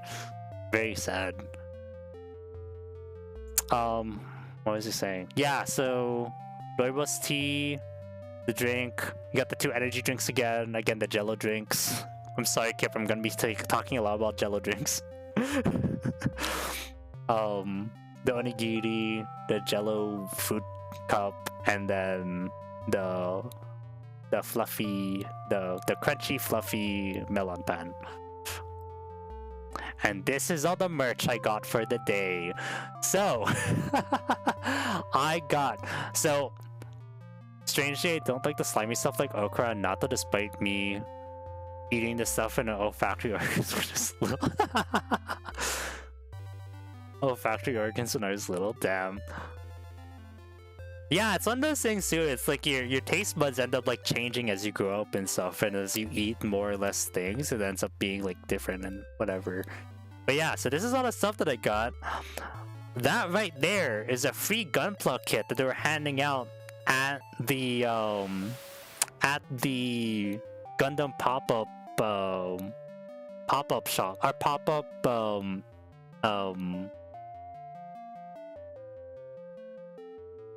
I don't even know what to call it. Pop-up station, I guess? Is that a pop-up store? Because there was a pop-up store that I wound up going to. The Gundam Next Future Final. That's what it was. So I got all these free pamphlets. And we'll be going through all of these when I build this kit on stream. I'm going to be building this kit on stream. Damn, I want to go to Japan badly now. Well, this stuff is already closed. This is only available until April 14, so you will not be able to get this stuff anymore. So this free kit, you will not be able to get anymore. It's exclusive, and I got one. Yeah, I know, Sag. Oh, yeah. But I got these keychains for Tribi from Honkai Star Rail this was at the Lawson at Nara. The Castoris thing I got at where did I get her? I got this at the Lawson at Osaka, like 20 minutes north of the Osaka station. And then these are the treats that I had to buy. These are the snacks that I had to buy in order to get this pamphlet. And then I also got this HoloLive, like half page card holder with Iris, Mori Calliope, Hako Spales, and then Fuomoko. This one I got at it was the Family Mart. It was Family Mart. It was a Family Mart at the Nara station. And I had to buy these two gummies. It's a Ramune gummy and a melon soda gummy. And then there was also an Animate that I went to, and I was able to get Mori Calliope's CD for, I think it's Cinderella. And I was able to get a Silver Wolf keychain. Famichiki? Oh, did I eat Famichiki? I don't think I ate Famichiki. I know you mentioned to buy Famichiki. Here's the thing though. I got sick, and then afterwards, I was just very hesitant to eat new food afterwards, and I got so sad because it's like, I want to try all these like different foods, but after I got sick, I just got very discouraged from like trying new things.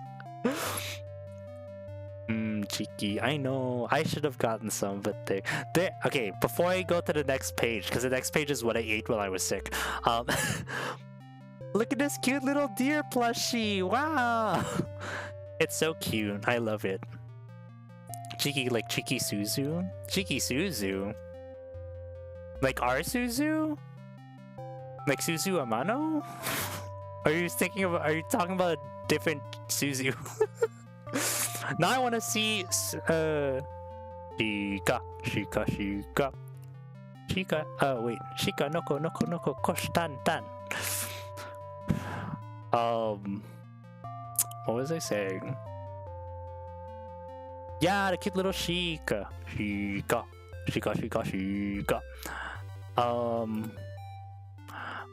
So this is day 2. I got sick. Day 2. I basically what happened was I ran around too much yesterday. I'm sorry, my brain's just mush now by how much brain rot I consumed. No, that's fair. Honestly, that's such a mood. But yeah, so day 2 I got sick, so I didn't really eat a lot. I had this one, which is like it's like a hot bun with tempura, with like fried tempura on the outside and curry on the inside. I got Pondering, which was super fun. Got some Pocari Sweat to drink. It's basically an electrolyte just to like rehydrate myself. I got Katsu on rice, which is really good. I got this like egg, like a bread filled with egg, and like it was too much mayo. Like it wasn't enough egg. It was too much mayo. It was too much mayonnaise, and it tasted really weird. And I wound up throwing the whole thing out. And then I got this like bread topped with butter and sugar, which is sort of like a snack that I had in my childhood. Egg salad. I don't know if it was. Yeah, it was kind of egg salad, but it was like there was too much mayonnaise in it. It was too much mayo, not enough egg. if that makes sense. But yeah, it was that, and then it was just a lot of like just drinking so much electrolytes, so much Pocari Sweat, just trying to get my fluid intake back up. I also saw this like really cool really cool apartment building that's like it was a triangle, like a triangle prism on its side, like not even a pyramid, like it was just like a triangular prism. So that was kind of cool too, just to see that. So much Pocari Sweat, did you end up sweating Pocari Sweat? Honestly, yeah, that's basically what happened. Like every day I was drinking a full bottle of Pocari Sweat on top of all the other fluids I was drinking. It was crazy. But this is basically day 2. These are the only photos I took on day 2. Like I was just in bed, just curled up in bed. I couldn't even think. I think I got like a migraine too from just like staring at my phone so much, trying to look for stops and stuff. It was so bad. Tried to like follow directions on Google Maps. I was like, I can feel the migraine coming back on, just like trying to look at something this close to my face. It was kind of crazy. This is day 3. This is at the Osaka station. Monster Hunter. There's a photo spot. 2 years ago, there used to be a giant sword here in this photo spot, and you can pose with the sword. The sword is no longer there. I suspect that they brought the sword to the Expo for the Monster Hunter Bridge thing, but the sword used to be here. So I took a picture of it to show my parents because like my dad and I have photos with the sword, and I'm like, Dad, look, the sword's gone now. Like, whoa. Oh, so that was cool. I got some more like human-sized Gundams. Got the Gundam Jikoatsu, the Gundam Aerial, and then the Expo Gundam. I'm very excited to build these. You'll see what stuff I'm rebuilding on stream. I'm getting there soon. Just you wait. Some more Expo stuff. Like this is in the Osaka station. There's an Osaka Expo shop, official shop at the Expo at the Osaka station, and this is where I wound up buying merchandise. I didn't buy merchandise at the Expo because there were so many. Okay, I bought one piece of merchandise at the Expo, but it wasn't Expo merchandise. The Expo merchandise I wound up buying at this shop because the lineup to the Expo official store was full. Like it was, oh, excuse me. The lineup was super long. It looked like, I think all the lineups on the first day of the, because I went on the first day of the Expo, and I think all the lineups were like maybe half an hour long. And I'm like, it's raining, it's so cold, I can't wait half an hour in the pouring rain. But I'll get to that when we get to the day of the Expo. So there's just more like stuff decorating. I can feel myself sort of trying to speed through because it's already been like 2 hours. This is what I bought. The next day you can sort of sell. I'm still a little sick because I'm not buying a lot of food. I got some tamago. I got my favorite melon pan, and I got salmon. Melon pan for days. Honestly, every day I was eating melon pan. The melon pan was so good. Melon pan so good. And then Pocari Sweat, more Pocari Sweat, because again, I'm just trying to get my fluids back up. That was another thing too. I was kind of glad that I got sick day 2 because from day 3 onwards, I tried to look at my phone less, and I wound up starting to memorize some of the train routes, which is kind of cool. Like maybe by like day 4 or 5, I don't know. Yeah, because so this is day 3. Oh, am I wrong to think that pineapple bun is better than melon pan? I think it's to each their own. I think melon pan is superior in every way possible, but again, I respect your decision.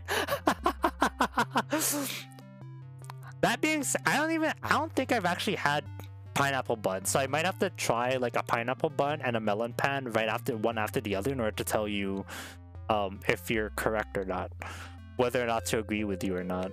Maybe that that would be like a future stream. It's like melon pan versus pineapple bun. What's better? Ooh. It's like a hand cam stream where I'm eating one and it'd be like fully taste testing both and then see what's better. That'd be fun. That'd be funny. Okay, what's next? Oh yeah, I just took like okay. I took this picture in Osaka Station, right? And I do not remember why I took the photo, but I added it in the slideshow anyways. And then maybe like earlier this morning, I finally realized, oh, I took this photo to insert myself into it. To like put my VTuber avatar into it and be like, look at me in Osaka Station. And I just forgot to do that. And so I just have this like photo, this empty photo inside Osaka Station, and I never got around to editing myself into it. So maybe I'll do that later, but I don't know, like how long after a trip can I post pictures of it on socials without it being weird, you know? Because I feel like there's like a window. I don't, maybe it's just me. Maybe I'm overthinking it. But I feel like there's like a window after, like, can I post something a month later and be like, last month I went to Expo? Actually, okay, now that I say that, I feel like that's fine. I have so much content for days now. Wow. Oh, anyways. Oh, okay, so this is a story that I forgot to tell. So it is now what, Friday, April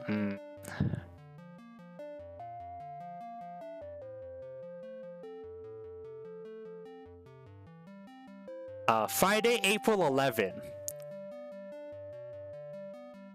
I find out on Friday, April 10 that there is a Gundam pop-up shop opening up in Osaka Station. And I'm like, hell yeah, I'm gonna go. How do I get in? Turns out, in order for you to get in, it's lottery system only. And this is where the lottery system talk comes in. It's lottery system only. I have to register through Line. So I have to download and install Line. And you have to the lottery system, basically it's a lottery system to get in. You have to register on like a certain time slot to enter into the store, and it's limited entry only. So like they're only letting like X amount of people in at 10 to 10:30, 10:30 to 11, etc, etc, etc. On Friday, I got to Osaka Station and I tried to registration opens up at 9 a.m. I get to the station at 9:30 and registration is already done for the morning section. All 4 time slots from 10 to 12 from 10 to 1 are already gone. So I'm like, you know what? Fair. There's only 4 time slots. That's fine. Next registration opens up at 12:30 for the rest of the day. So at 12:30, I'll try to log in. I'll try to register, blah, blah, blah. Now, you might be wondering, why am I trying to register while I'm at the station? Why couldn't I do this the night before? Well, let me tell you. Registration is only available within 900 meters of the store. You have to physically be at the store in order to do the lottery, in order to apply for the lottery. And then it's like, So like on top of having to try and beat out everyone else trying to log in and sign up for the thing, you also have to try to do this on phone Wi-Fi or phone data or public Wi-Fi with the speeds of that. Now, you might be asking yourself, Mixel, if that's the case, how did you buy something from the Gundam pop-up shop? Well, that's an excellent question, dear viewer. You want to know how I did that? I got there on Saturday, the next day, 8 a.m. I got there at 8 a.m. and I waited. And I sat there and you know what I started doing? I started doing speed tests at random. I started walking around the mall at random points in the mall, and I would do a speed test, and I would check what my speed is here, and I'd walk 10 feet over to the other side, and I'd check my speed test there, and I'd try to find the optimal place that I could stand so that my data would have the fastest rate. And I was doing this for like roughly an hour, going up to the 9 a.m. registration start time. So I find my spot to stand, and I realize, oh, it's still too slow. Like this is too slow. It's so slow. I can't load in fast enough. But then I realized, wait, if I click on the page, I wish I had visuals. I should have taken a screenshot of like the registration pages. I guess I did, but I should have like shown it on screen if I'm gonna be talking about this much. But anyways, on screen, imagine on your phone, you have the different time slots available, and you can technically click on them ahead of time. But when you click on them, when it takes you to the registration page, it just says that registration is not open yet. But when the time slot does open, if you click on the time slot, when it takes you to the registration page, it says like confirm registration. So I'm seeing the page. I can open it before the time slot opens, and it says registration not open. So I'm thinking, okay, so in theory, what has to happen is I need to click this so that when the registration confirmation page opens, it opens at 9 a.m. and I'm able to hit confirm in order to get a seat or able to get a ticket. So what I did in the last 5 minutes before 9 a.m. is I started timing how long it takes for my phone to load the page. And it's like, it took maybe like 3 or 4 seconds to load the page. So I'm watching now I'm watching my watch. I have the phone open on like the time selection page, and I'm waiting, and it's like, okay, it's 30 seconds to 9, 25, 20, 15, 10, 5 seconds to 9. I click on the time slot. The phone starts to load. The page starts to load. It's still loading. 9 o'clock hits. The page loads in. It says on there, it's green. Confirm your registration. I hit confirm registration. The phone lags for like a second. It loads in. A34, buddy. At 9 o'clock exactly, I had to time the loading of the page in order to get the time slot, and I was 34th in line. Could you imagine that? Like 0 seconds from 9 o'clock, I hit register and I was 34th. There were 33 other people between 9 o'clock exactly and like 9 o'clock in 5 seconds that registered to get in before me. And here I am. So like I timed it, I got in like 8:34, perfect. Oh my god. And so like I'm like screenshotting everything to translate what the ticket says and stuff. I'm like buzzing. Agent speed indeed. I'm like shaking. I need to make sure I hit confirm and not cancel and stuff. I'm like, oh my gosh. So I finally get it. It's 9 o'clock. I think like 9:01 or 9:02, all the time slots are like filled in already. Like everyone's already grabbed a spot. I'm 34th in line. I'm happy. Now I just need to wait an hour before I can enter, and everything's good. I get up to the store at around maybe like 9:45, maybe around 10ish. And I'm lining up to find an attendant to show them the ticket. It's a QR code, and they don't accept. The interesting thing with the QR code is that the QR code is on a page where there's an icon that you can swipe, that you can like physically swipe, and it'll confirm that like the ticket has been accepted. And they do not accept screenshots of the QR code. You have to show that page. Anyways, gotta bounce now. Oh wait, Nakun. Okay, wait, Nakun, before you go. Okay, I'm gonna cut the story short because like I'll just show you what I got. Nakun, before you leave. Okay, hold on. This is the stuff that I bought, and this is the stuff that I'm gonna be building throughout the next month or so. The month of May is basically gonna be gunpla building month. So like every Wednesday, 2 p.m. is gonna be when I'm building it. I have the Jikuraksu. I have the high grade chemical recycle version of the Osaka Expo Gundam kit, and I have a real grade Gundam base limited RX 78-2. But yeah, so expect to watch me build all of these live on stream in May.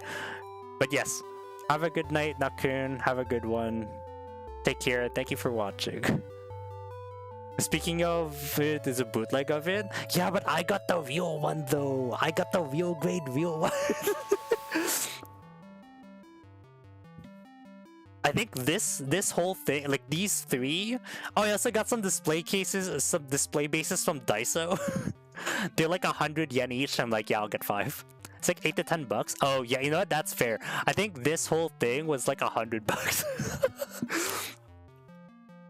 But it was worth it because these are like the legit ones, and I'm so excited to build these on stream.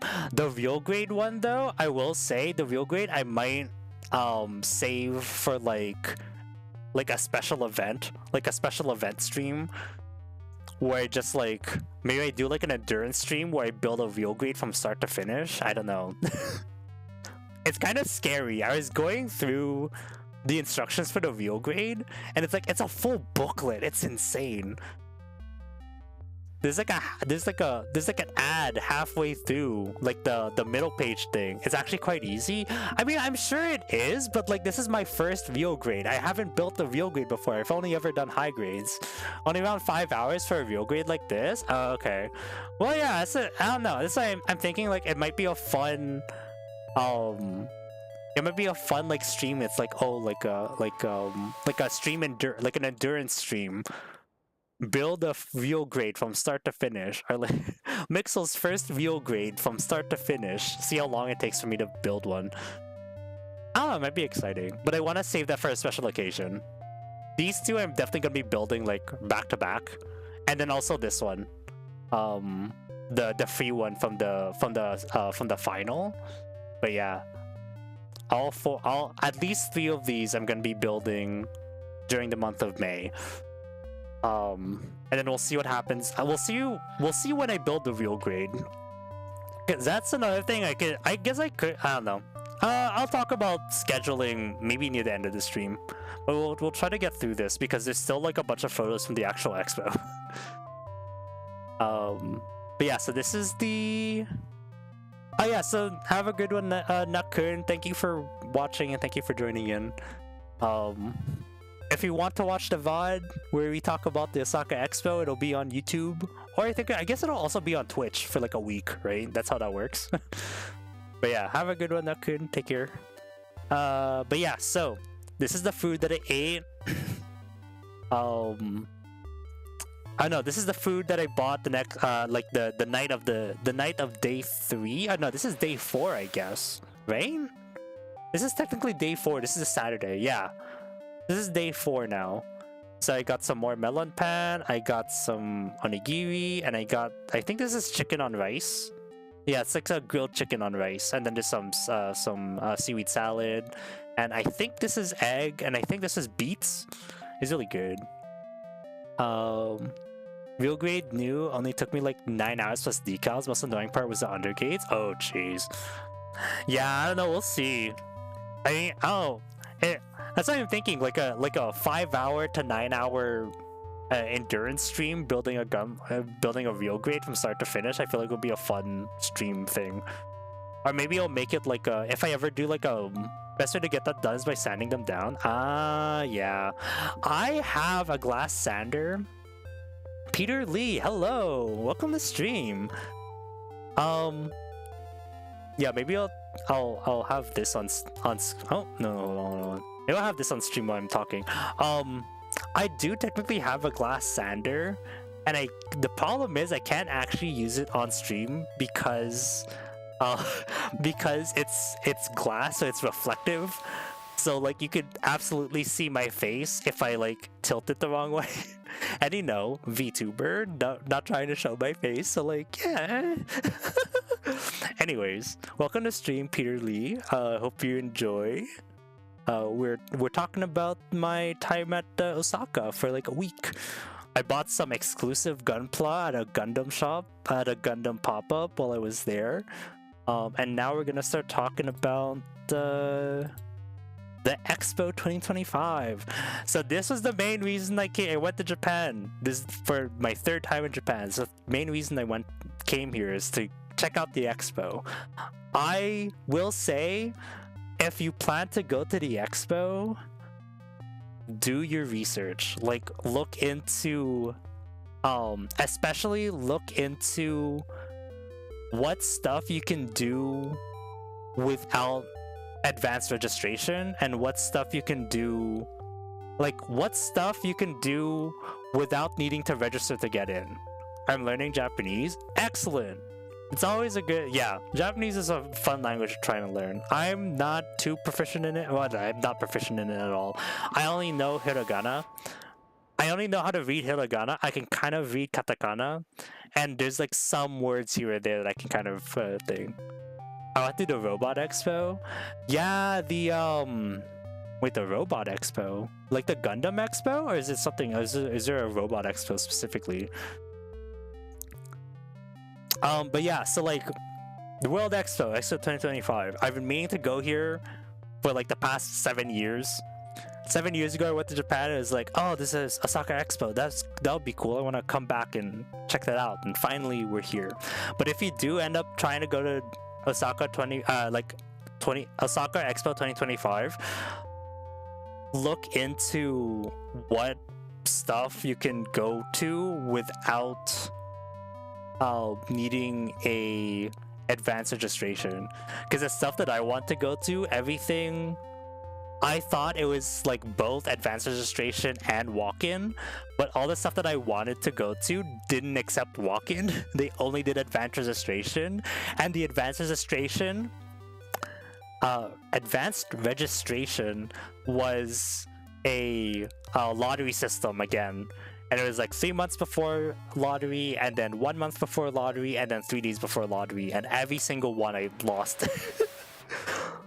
So there wasn't a lot that I was able to do, and then by the time I did want to try to do stuff by like just waiting in line and walking into it, it started raining so much, and it was like I couldn't bring myself to like stay in line for too long for stuff. It was unfortunate. Like day 1 and it's just pouring rain. It was kind of unfortunate, but it was still a nice experience nonetheless. I do recommend going on a day with good weather. Like if I get a job and if I could get the money to go back, I definitely will want to go back, because I think this runs until end of October, I want to say. So like end of October, if I'm able to get the like pull together the money to go back to try to actually have actually properly experience the expo again, I definitely will. But the interesting thing is, so this is these entryways. This is just from the train station. Like when you get to Umeshima, like the only place you can go to from Umeshima is out of the train station and into the expo. Like that train station was built specifically for the expo, and there's no other place for you to go except for from Umeshima into the expo. And if we go to the next thing, okay, mute this. We'll play this. So this is day one of the expo. Look at that. This is a 11 a.m. entry. There's like so many people here. It's insane. Let's have that play again. How's the volume for that, by the way? Like these are all 11 a.m. entry people, like me. But there's so many, and like the lineup is so huge. Let's see if I can go to the next. Oh no. How do I go to the next slide? Next slide. So yeah, so this is the lineup to enter at 11 a.m. My anxiety just spiked. I know, there's so many people. It's like 10 people wide. Or no, maybe 5 people wide. There's so many. And then this is the entry to get in, to get in. Like it's like an L thing, and then it like curves like maybe like twice. And then at the exit of that line, it splits off into like 5 to 10 lines to go through security gates in order to get in. And security gates are like, they're the same security gates as like airport security gates. So like you put all your stuff in baggage in like a bag box. I'll be there in July. Maybe it's a bad time to go to Japan. Too many people. Oh, July. Oh, is that for the Gundam Pavilion Day? That's exciting. Nah, it'll be, you know, okay. I think I wouldn't be too worried about. Okay, if you plan to go, make sure you do the advanced registration stuff. As long as you're able to get advanced registration, like on the day, not on the day, like in the 3 months advance and stuff, then don't need to worry about people. The crowd control is really good. It does get crowded this is how crowded it gets during the lines. So let that be a gauge as to how you feel about waiting in those lines. You will be waiting in a lot of lines, and it will be packed. And it does get to the point where I think the lineup when I was leaving, I had to like stand my ground so that I wouldn't get pushed forward, which is kind of crazy. I think that was the one thing I didn't like, was like how crowded it could get. July, I feel like it's I mean, like, okay, anytime, no, maybe, I don't know. I feel like anytime you're gonna go to the expo, it's gonna be crowded. Don't think that, I don't know how to phrase this. How do I phrase this? There will be crowds.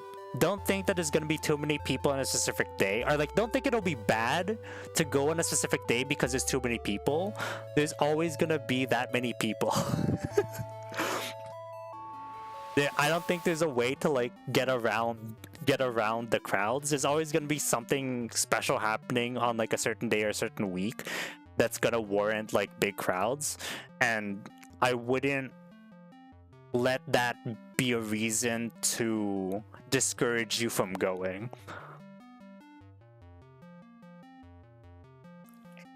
If that makes sense. Like, I wouldn't worry about trying to find a day where there's less people. There's always gonna be like a large crowd. So you can, like, the crowds aren't, like, there's a lot of people, but it doesn't get like,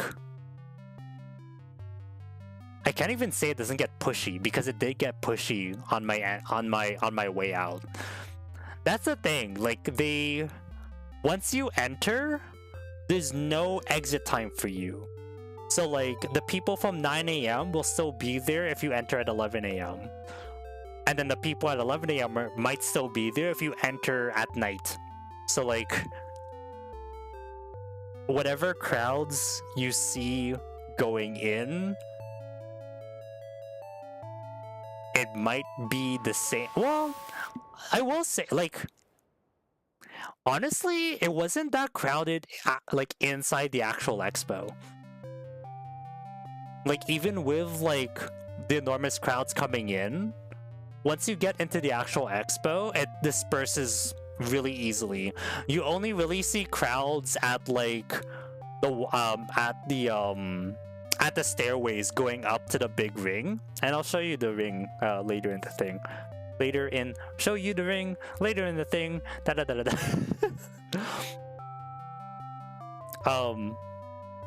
But yeah, like it's the crowd. There's definitely a lot of people. There's like if you're not a fan of big crowds, then I would be, well, just look at the crowds for day one, and then you be the judge of that, I suppose.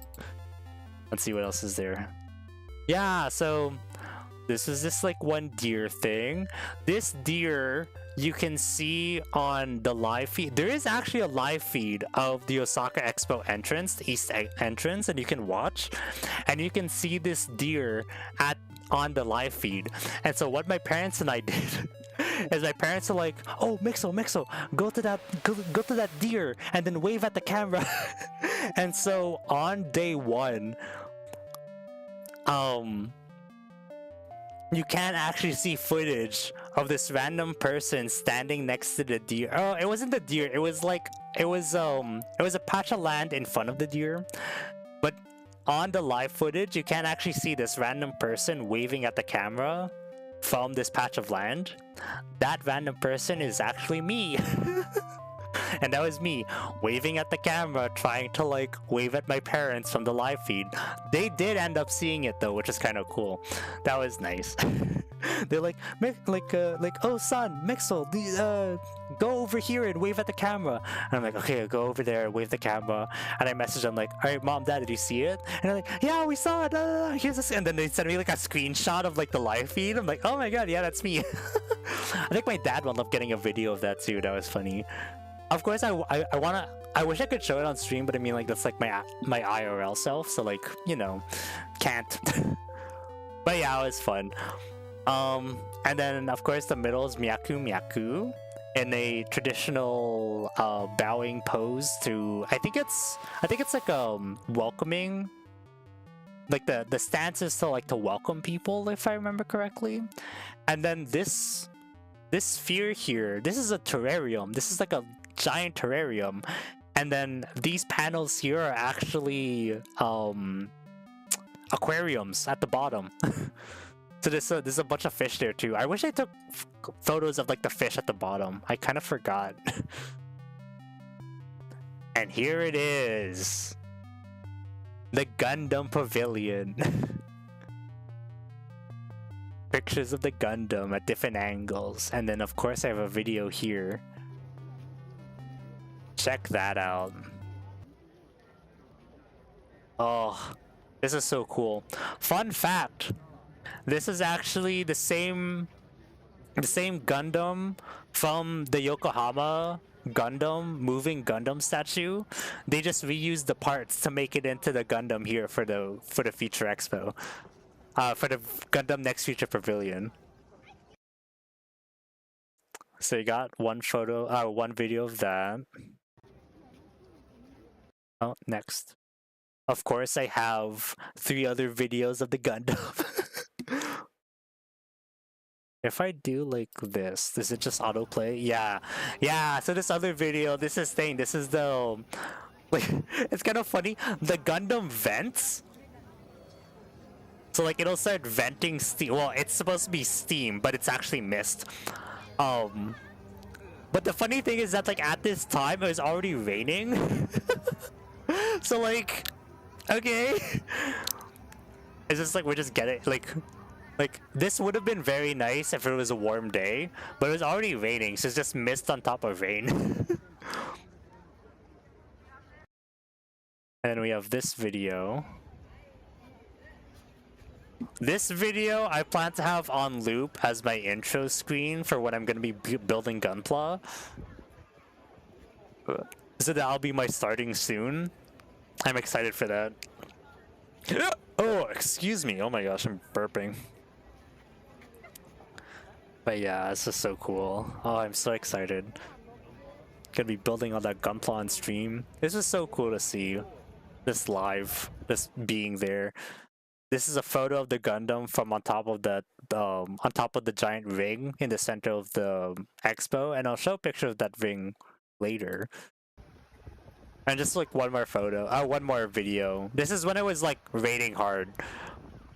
So yeah, so day one of the expo, it started raining like so hard, and it was so cold, and it got so wet. I got so sad because like I wanted to stay around. I wanted to like line up for stuff, but like it was just like it just felt like so miserable trying to line up in that rain.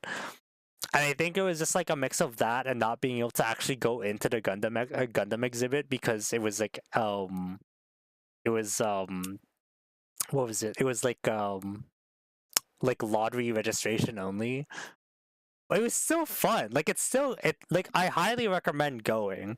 I just like be prepared to wait in line for a long time if you're not able to get any of the if you're not able to get any of the lottery stuff.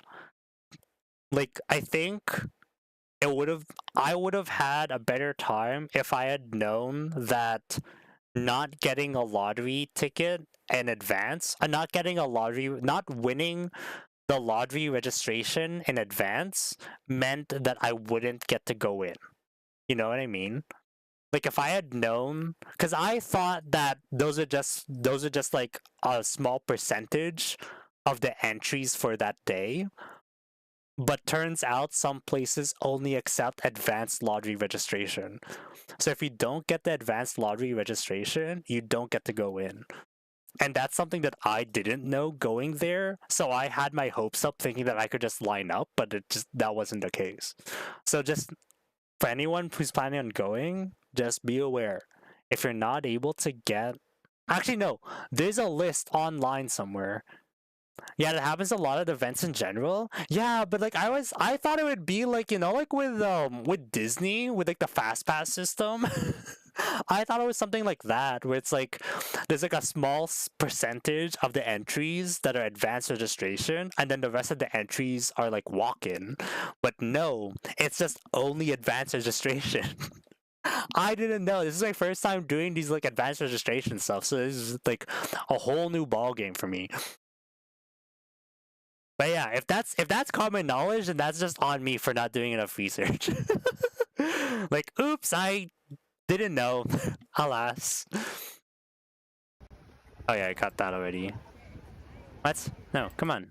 Oh, there. So this is that wall that I was talking about. It's this giant like ring going around the oh, I should have a map up. Oh, I should have shown you a map of like the expo. It's fine. But there's this giant ring going around the expo, and it's like what, like maybe 4 stories tall. Like, look how big it is. Cons are similar depending on where they are. Ah, okay. Yeah, see, I also am not. I haven't gone to a lot of cons, so I'm very sheltered. Didn't really spend a lot of money in my youth because I think, or not, I say in my youth, I'm so young. What am I saying? I didn't spend a lot of money for like cons and stuff when I was a kid, just because it was like I'd rather spend it on merch, or I'd rather spend it on Lego. I was the Lego kid, and just stay indoors all day, digging around in my Lego bin, trying to find the right pieces to build stuff. Good times. All good. Yeah. But yeah, that was the thing. I mean, it was a good experience. I mean, look at this, right?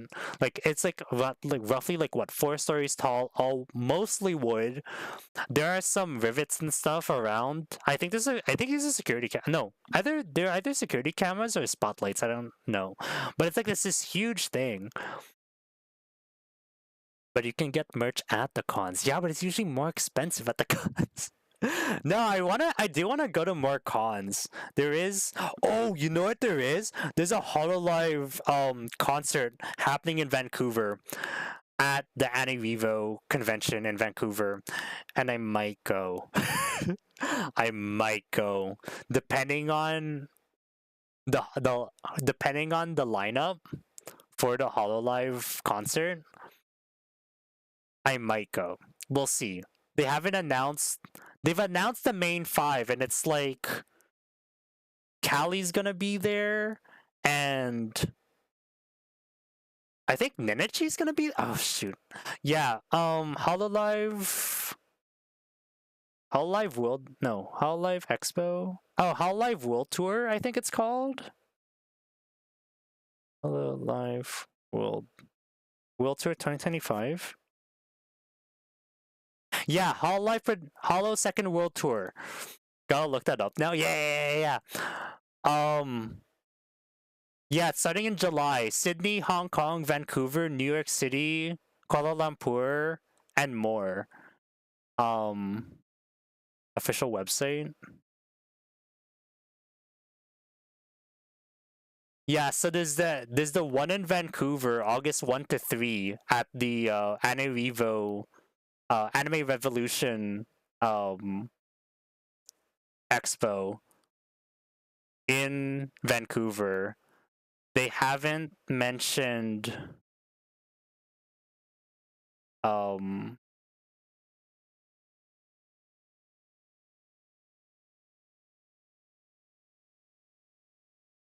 they oh shoot, who's the main 5?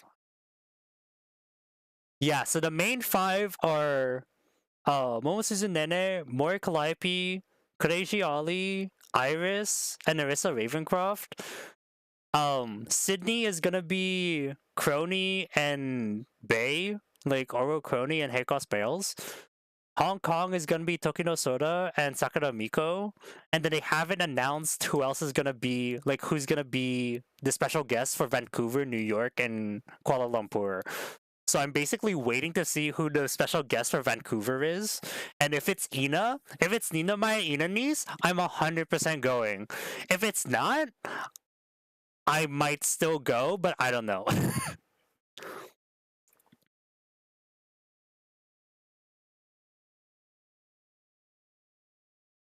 But yeah, we'll see how it goes. I'm waiting for that Vancouver announcement, honestly, to find out who the special guests are. I'm waiting. If it's staying, I hope it's Ina. I hope it's my Ina niece. That would be so cool. Yeah, no info yet for Vancouver. Yeah. I think it got released like last week, so this is all like very new stuff.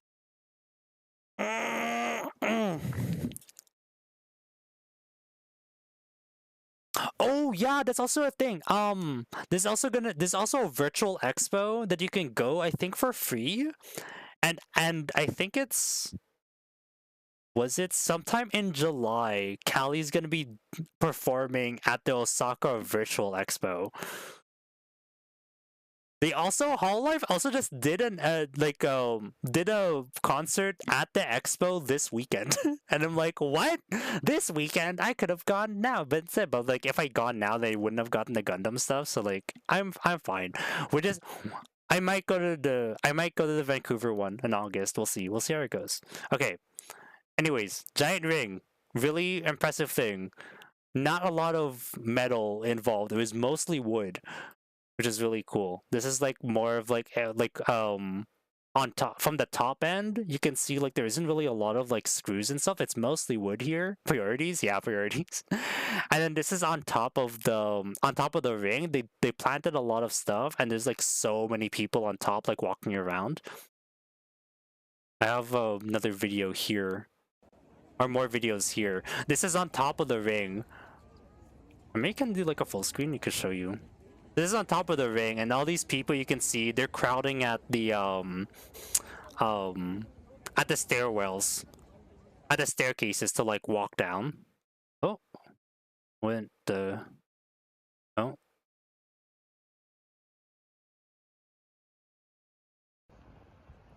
There's another video just like so.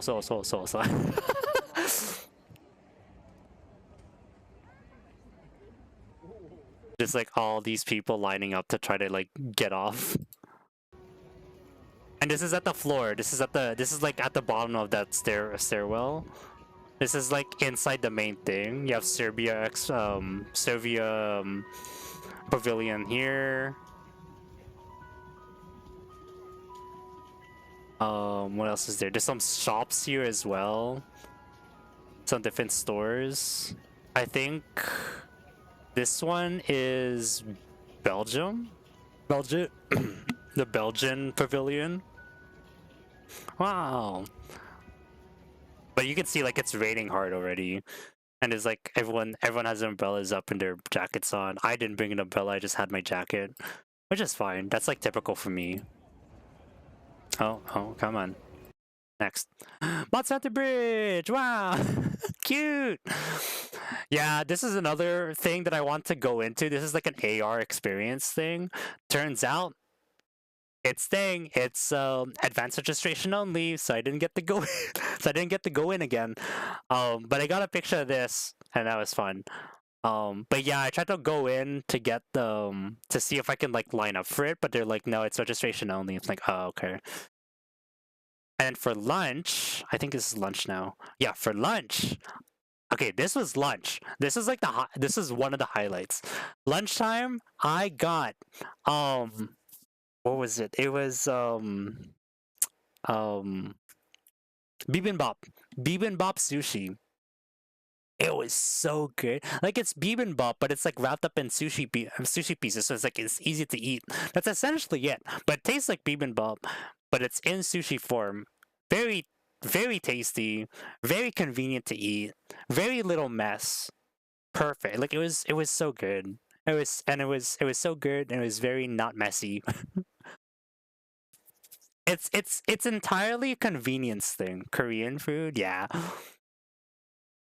It's entirely a convenience thing, being able to eat like an entire spoonful of bibimbap in a sushi format. Very, very good. Very filling too. Oh my gosh. Like I felt like lethargic after eating this, and I'm just like, oh wow, and I need to walk around the entire expo. I just like walked around just to like walk it off. It was that was like the highlight thing. Oh, and the funny thing too. So when I was ordering this, so I placed my order and they gave me the ticket, and it's like, okay, I'm ticket number 1144. I'm like, okay, 1144. I need to wait. I need to listen for 1144. They're gonna call 1144, all right? And I'm waiting for 1144. And as I'm standing there, I'm looking at 1144. I'm like, okay. Oh no, is it one? Oh no, 1155. No, 1155 is 1155. My ticket number is 1155. So I'm waiting for 1155.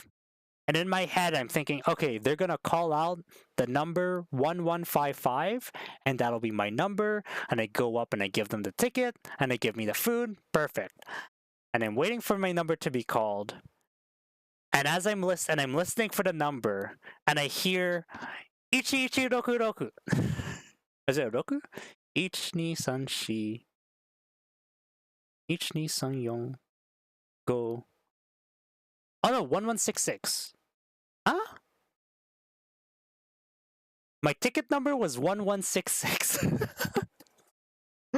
I'm forgetting how to tell this story. My ticket number is 1166.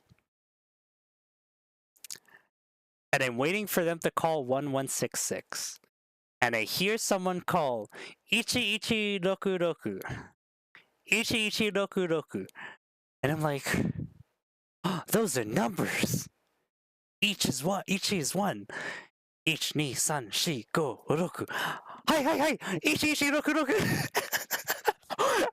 and I run up, and I'm like, Ichi Ichi Roku Roku, and they're like Ichi Ichi Roku, and I show them the ticket, and they look at the ticket, and then I think they say something to me, and I don't know what it is, and I'm like, I'm sorry, and like Sumima said, and then they're just like hi hi, and then they just give me the food, but like there was that split second where I'm like, oh my gosh, I remembered how to count in Japanese, and it's like like as they're calling the number, right? It dawns on me that's like, yeah, they're not gonna call in English, they're gonna call in Japanese. Obviously, they're gonna call in Japanese. But for some reason, I'm like, nah, it's gonna be in English. They're gonna call 1166. But no, they call it Ichi Ichi Roku Roku. And thankfully, I remembered how to count to 10 in Japanese. Because, oh boy, if I forgot, that would have been just so embarrassing. I'm just like standing there waiting for my food and they're already calling my food number. But thankfully, I remembered. That was like a cool thing too, because it's like there's a little bit of like, oh, I like there's like a minute of like, oh my god, I understood Japanese, wow. But that was kind of fun. That was like a nice little that was like a nice little mood booster too, just being able to like, oh, I understand what they're saying, they're calling my number. And then I just go up and I just like repeat the number, and that's all I know how to say.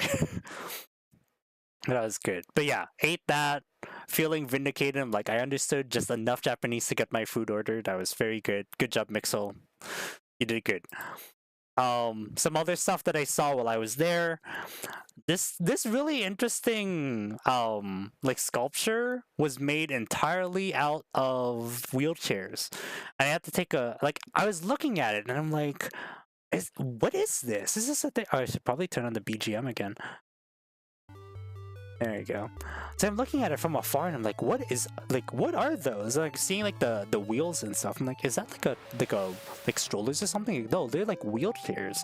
They're like, I think it's like a 3x4 like wheelchairs just like welded together. It's like, I don't know, it's just really cool. It's like they're all like interlinked together.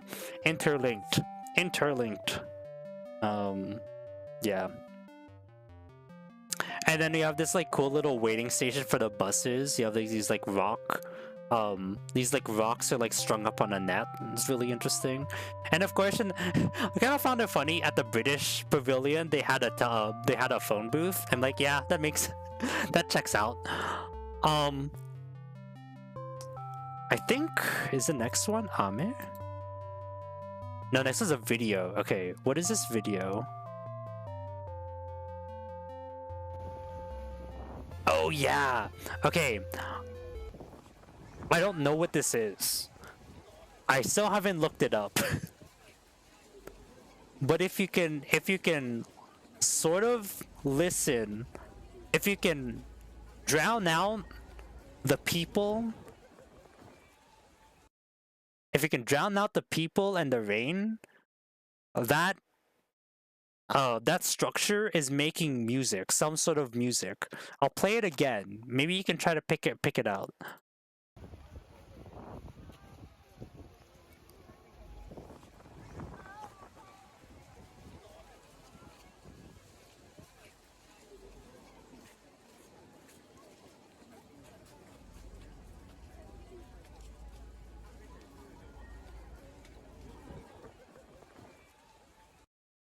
You can kind of hear it. I don't know.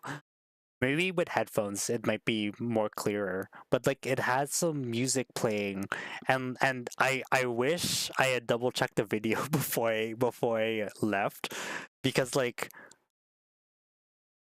yeah, like you could hear it from like maybe like, I don't know, like 10-20 meters back. But for some reason, from my phone, I was only picking up like the sounds directly next to it, which is just like the rain and the people. But it was really cool. It was really mesmerizing too, and just like the sounds of it too. Like just like it really drew you in. You know, I need to search up what it is. I probably should have searched up before I started the stream, but alas, it was really interesting. Okay, so what's next? Oh yeah, so there's like this cute little forest that I also walked through that was kind of nice. by this time it was like raining heavily and stuff, and it was just like I think at this point I was just ready to like start heading out, to start leaving. But then I'm like I saw that there's a Snorlax here. I think this is for a Pokemon Go event going on. I used to play Pokemon Go heavily back in the day. I think I stopped playing. Oh man, when did I stop playing? I stopped playing, I want to say 2 or 3 years ago. I think I just like I didn't have time to do like my outdoor walks anymore, which is kind of sad.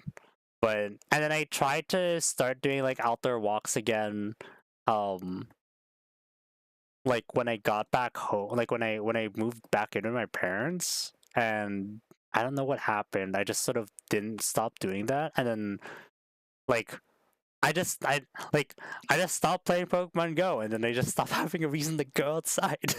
And it's like, just I'll stay indoors now, and then I don't have a reason to play Pokemon Go anymore, and blah blah blah. And this just sort of phased out. But I think this is a thing for Pokemon Go. There's a part of me that's like, maybe I should like re-download Pokemon Go for the Expo just to see what's going on in game for the Expo. But it's like, but at that point, it's like I haven't been playing for like 2-3 years. Do I want to get back into the game now? Oh, and there's also this nice little this graffiti art, Expo 2025. That was cool. And I think the next one, oh yeah, okay, so, oh man, wow, okay, so at the, I was determined to not leave without buying something. I needed to buy some sort of memorabilia. And I remember walking over to the Gundam Expo that there was a animate store. So I decide, you know what? I'm gonna go to the animate store. I'm gonna see what's there. Maybe I'll buy something there. And I go in, and like it's really tight, and like I turn a corner, and they have the Hololive. They have a bunch of Hololive stuff there, and I'm like, oh my gosh, Hololive stuff. And I look to the bottom shelf, and I see that they have Hololive Friends for You merch. And I'm like, oh my gosh, Hololive Friends for You. What characters do they have? They had oh my gosh, what's her name? They had Lucia, right?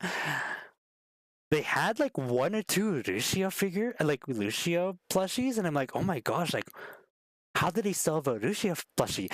And then I keep looking through it, and they have like 5 or 6 Ame plushies, and I'm like, I'm grabbing an Ame plushie. I'm like, yo, I'm grabbing Ame.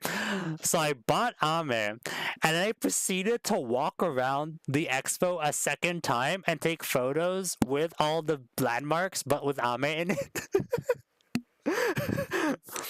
I'm like, look, this is Ame at the deer. This is Ame with Myaku Maku. This is Ame with the giant terrarium. This is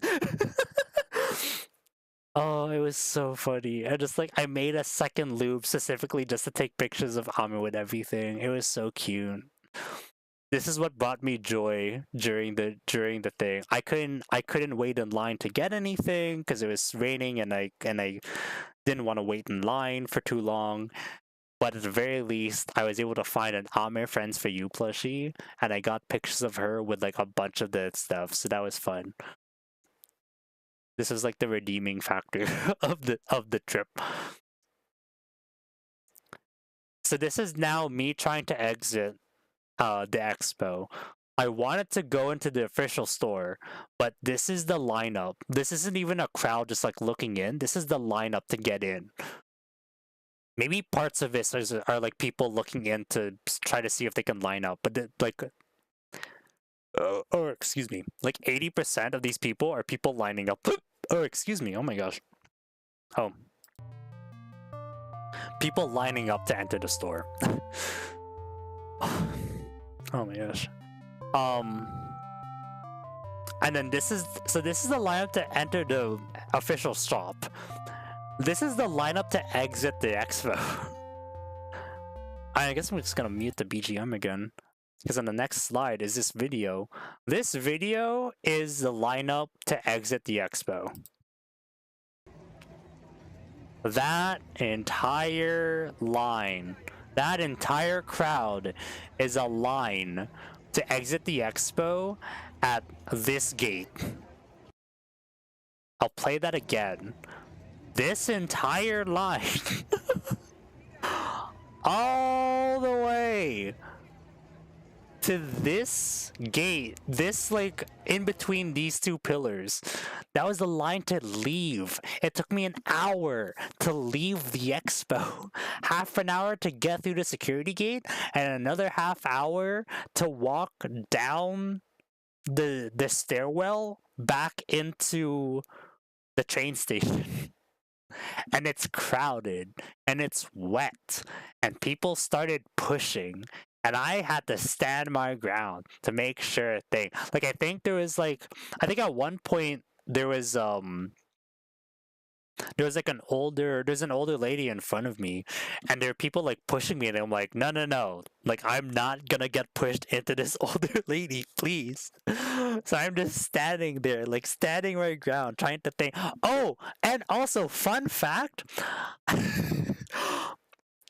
So in where I think by now people know I'm from Canada. In Canada, I've found that people carry their umbrellas above, like where like the rim of the umbrella is above their head. That is what I'm sort of used to. In Japan, I found that people carry their umbrellas like a shell on their back, or like at the height where like their head is touching the inside top of the umbrella. And fun fact, I'm tall enough that the way that people are holding their umbrellas around me just happens to put the edges of the umbrellas at eye level. So as I'm being pushed forward, I have like umbrellas at eye level that I'm trying to duck, that I have to keep ducking under so that I don't get like poked in the eye by the umbrellas. So like I'll get pushed forward. And so like I think at one point I wound up standing underneath someone's umbrella just because of how crowded it was. Like people had their umbrellas like canopies on top, and I was too tall to like stand above it, so I had to like crouch and hide below it.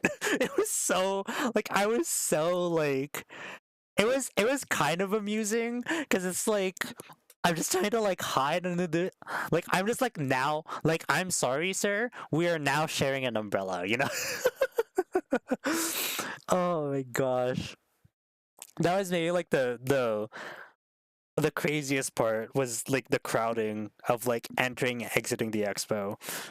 I hope that they figure out a better way to time the crowds. Like I don't know. Maybe they I don't even know how they would do that because the problem is that they can't even do crowd control at the train exit because it just funnels straight into the expo. So the most crowd control they can do technically is from the station before the expo. But then that would mean delaying the train going to the expo, which is like a problem because like you don't want to, like if you delay the train going to the expo, then you delay the train going back out and then back through the loop and stuff. I don't know. The logistics of like controlling like the crowd control inside the expo is fantastic. But the crowd control entering and leaving the expo, I think is where their current bottleneck is. And if they're able to spread that out in a better way, then that would make the extra experience just like like twice as good.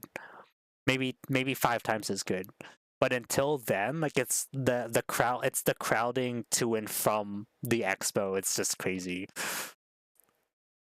Okay, so next. Oh, next.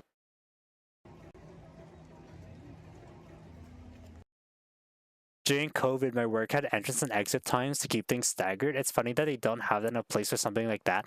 You know what? The it's funny too. It's funny that you mentioned that because these rules, like the registration stuff and like this stuff, I remember reading about it being implemented during COVID. Like this stuff was, I remember reading on the news that this is stuff that they were going to be implementing when COVID happened. Like when COVID happened, they're like, oh, we're going to be introducing like a lottery system for entry. We're going to have all this like um it's like tracking and stuff.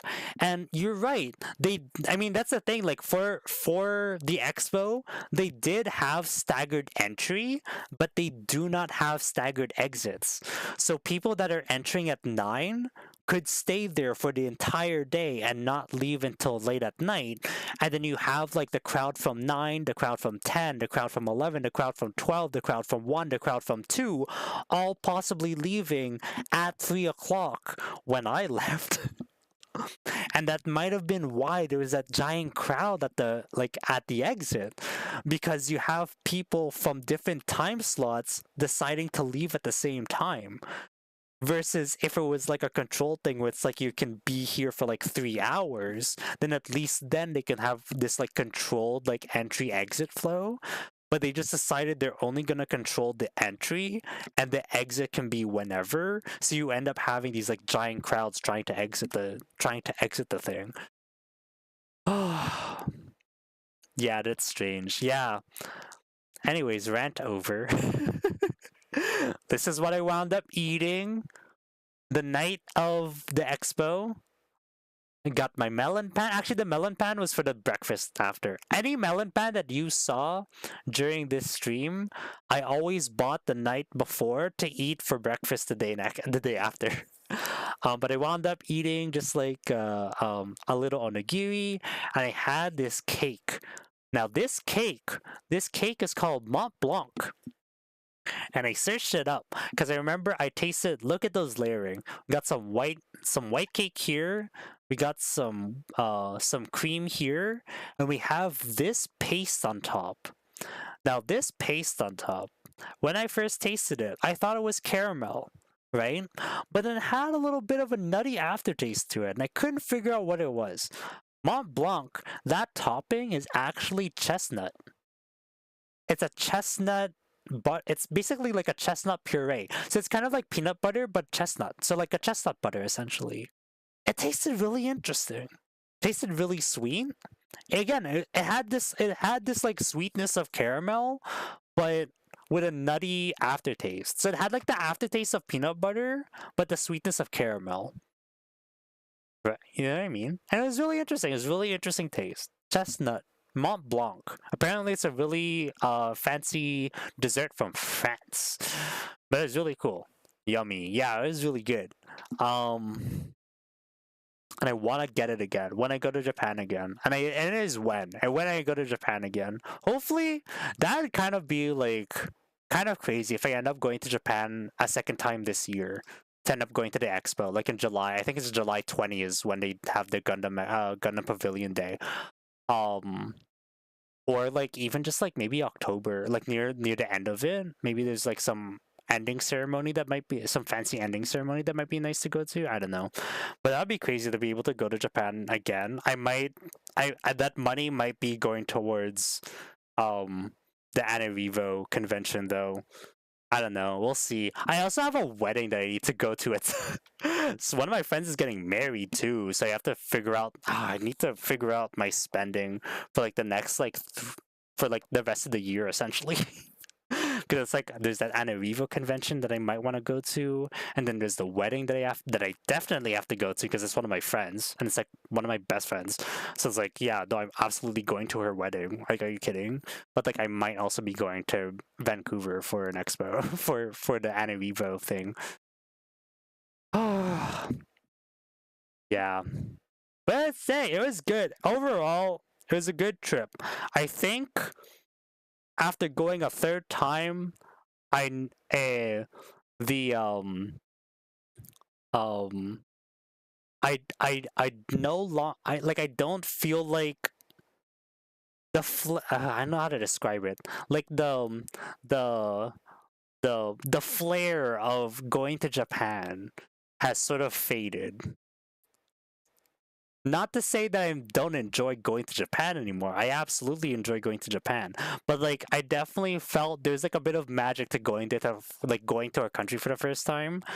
I don't think that magic is there anymore. It is now just this like fascination and need. There's like, after going there for the third time, I felt like this need, like this definitely reignited my desire to learn Japanese again.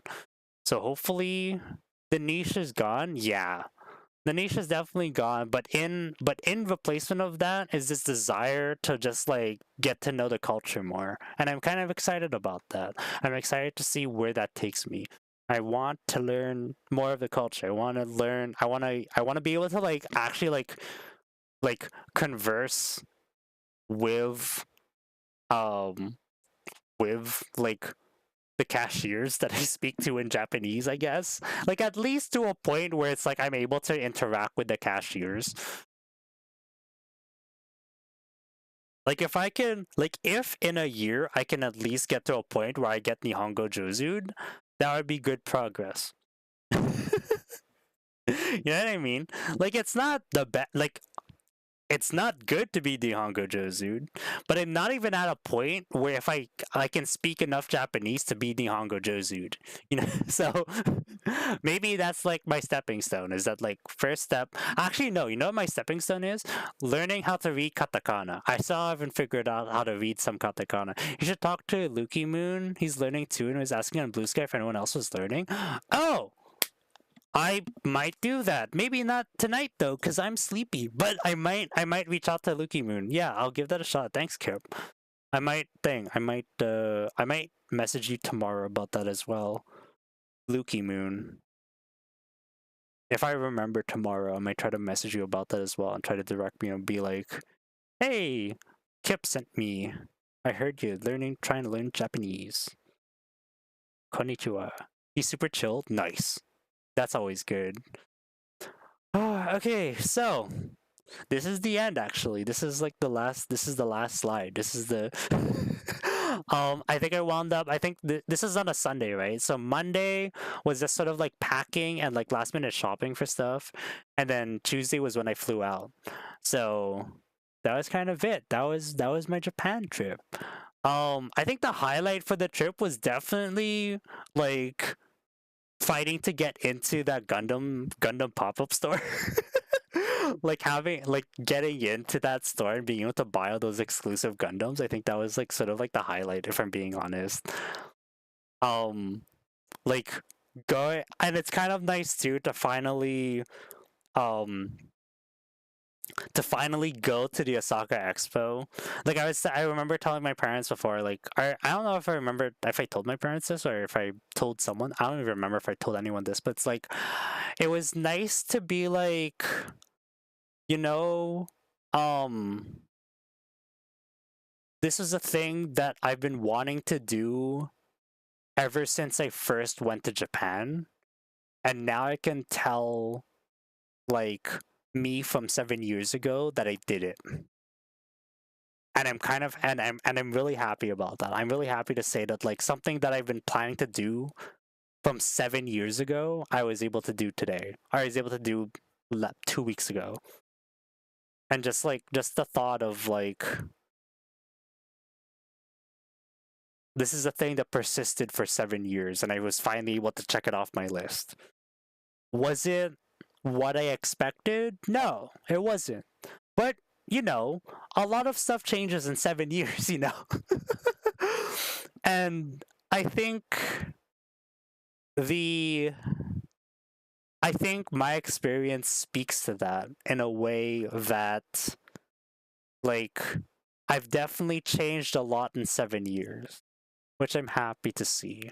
It's really, I don't know, it's just like it's a really neat little introspective thing to be able to say like a thing from a long time ago is finally able to do today.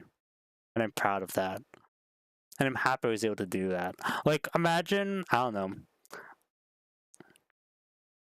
yeah, it was good. I was able to like take care of myself too. Like I got sick I was down for a day. I got sick for a day and I was able to like sort of like tend to myself, tend to my wounds. I didn't actually get wounded. I just got like it was like dehydration and like a headache because I was staring at a phone all day, looking at Google Maps for directions and stuff. But yeah, it was good. I'm happy. I'm. It was a very like this experience was sort of a reminder that I am able to survive on my own in Japan. And yeah, I felt the same when I went to France. 5-year-old me was hyped. Oh, that's cute. Yeah. Yeah, it's the same thing. It's like being able to say that, like, being able to turn to your younger self and tell your younger self, like, I was able to do that. I was able to do the thing that you've been wanting to do, that you wanted to do. I got you. I got you, younger me. I got you, past Mixel. We did it. Yeah, we finally did it. Good job. So yeah, so it was kind of nice. It was like it's sort of like feels like an end of a chapter, if I'm being honest. When I got back, when I got back from Japan, I was like, there was, oh man, it was the lack of stimulation that I have back home is insane compared to like like always like walking outside and being outdoors and shopping and sightseeing and stuff while I'm in Japan versus like back at home I'm like at my computer or at my bed or eating on the main floor with my parents and stuff like it took me a while. Like a part of the reason why I took an extra week off was just to like reintegrate myself to how calm my life is back home.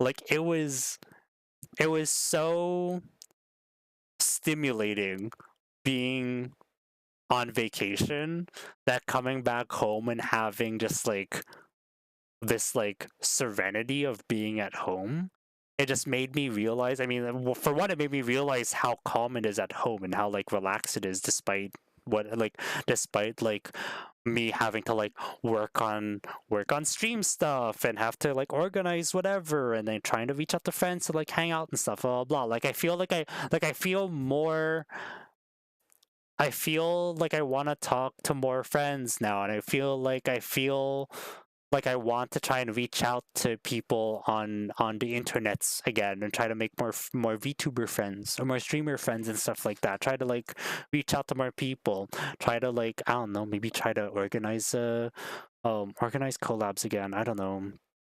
Maybe I'll be the one to organize collabs instead of sitting around being like, I hope an extrovert adopts me. Like maybe I'm gonna be the extrovert to adopt myself and like throw myself out into the wilderness and try to make friends. I don't know. It's just it made me feel like the stark contrast between my life for a week in Japan versus a week back at home was like, I need to be doing more. So I hope that translates into some exciting stuff for streaming. Um, and I hope you guys watching, whether live, thank you for watching live, or VOD, thank you for watching VOD. Yeah, I had to do that. Sometimes extroverts get lost in the DMs. Yeah. Yeah, just gotta try to keep reaching out to people and try to be like, hi, I wanna be friends. I wanna get to know you. You seem cool. There's definitely some people I want to try to do that with, and we'll try to do that. I'll see if I can hit up, what was it, Lukey Moon. I'll see if I can hit up, be like, hi, Kip says you're looking for someone, you're looking for people who's learning Japanese. Hello. So yeah, we'll see how that goes, and I'll see if I can find more. Yeah, and we'll see what happens as well. I also there's some plans too for some stuff. I'm excited. Um, some of you are following me on Twitter and Blue Sky. If you're not already following me, um, I can tag you in his post on Blue Sky. Yeah, sure. If you, yeah, honestly, please. That would, yeah. You know, actually, no. Kip, don't. I need to. I need to get used to reaching out to people myself. This has to be me psyching myself out to be like, all right, Mixo, you gotta talk to people. You gotta talk to people. I appreciate the help, like, but like it needs to be. I need to. I don't know. Do you get that? Like, and I need to be the one to reach out. I need to be the one to be like, ah, or maybe this is me learning a bit of humility and getting help and accepting help from people. I don't know. Well, I don't know. Maybe this is a lesson in humility. Maybe I should just accept the help. Ask me, Kip. Ask me tomorrow. I am so tired. I'm gonna tag you. All right, sure. You know, I go for it. Ugh, I'm so tired. I'm just like. Oh, I was talking for what? This is in 3 hours. Thank you all for joining me in this 3 hour Zatsudan. Me just chatting away, talking about my trip in Japan. It's really good. I am excited. I'm excited to go to Japan again, whenever that is. I'm excited to maybe go to Anarivo in Vancouver in August. I'm excited to see what the rest of the year has in store for me. And for the rest of us, I'm excited to show you all. Oh man, I have something in the works. That's all I'm gonna say. But there's something coming. If you're not already following me on Twitter or Blue Sky, I put out a tweet asking about how long people start advertising debuts. I'm just saying that might be there might be something coming in the works. I might finally be like sitting down and doing something. We'll see where it goes. We'll see what happens. Anyways, if we just sit here, I'm just gonna end up rambling about whatever. So I'm going to start wrapping it up now. Thank you all for watching. Thank you all for sticking around and watching me. I hope you enjoyed hearing me talk about Japan, hear talk about the Expo, my thoughts on all this stuff and my experiences, whatever. Getting bitten by a deer, getting some exclusive gunpla, getting pelted by the rain and wind in the first day of Osaka Expo. The rest of the week we'll be playing Gris. Gris. It is a puzzle platformer because I play a lot of those. But it looks very beautiful. It's a very beautiful game. It's from the makers of Neva, which won Game of the Year last year, I think. I don't have Neva though, but I do have Gris. So we're gonna be playing some Gris, and I think that'll be me wrapping up the month.